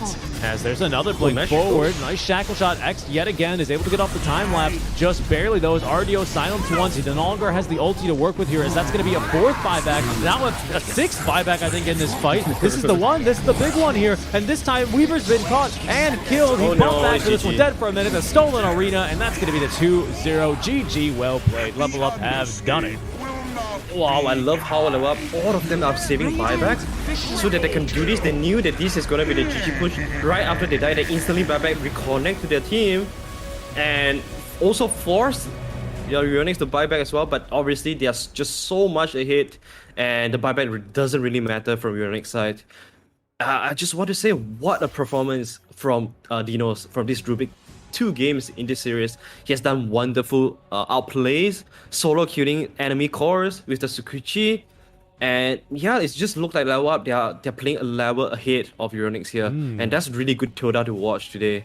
Oh yeah, unfortunately that is going to be the last of Urionix we're going to see for the tournament, as this was their 2nd loss in Group A, and they will be further eliminated from the tournament. But of course, the flip side of this is I am really excited to see Level Up play even more Dota. They are going to be facing the loser of the upper bracket Group A match, and that'll be the loser of Brame versus Cascade. They tweeted yesterday that they're looking forward to the rematch, quote-unquote, parentheses, probably, with Cascade, and that may be the most likely outcome here. But to see them take on Brame is a matchup I am dying to see, so hopefully they can end up somehow facing off versus each other. But that's going to do it for our 2nd series. Yeah, that's all for me today as well. Really good series to end my day at least. I'm looking forward to seeing more of level ups, especially knowing that they have secured themselves a new organization. Like, I'm just super happy and excited to see more of them, especially for LeBron. Yeah, for sure. Former Spider Pigs here going orgless without the first season. A couple of roster changes here, picking up RDO and getting that boot camp support from the Level Up org. It's going to be great to see them grow, and I can't wait.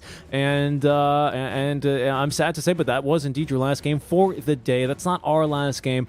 We are going to be back tomorrow, of course, me and you, I believe. But that's not even our last game for today. We're going to be coming back quite soon, guys, with our next match, Fantastic Five, formerly Team Tequila, formerly IPG, versus Team Unique. So that'll be coming up here in just a minute. But first, make sure you guys go follow Arthur on Twitter or Facebook at Leon Arthur Dota. We will see you after a short break for our next series. Thank you guys. See ya.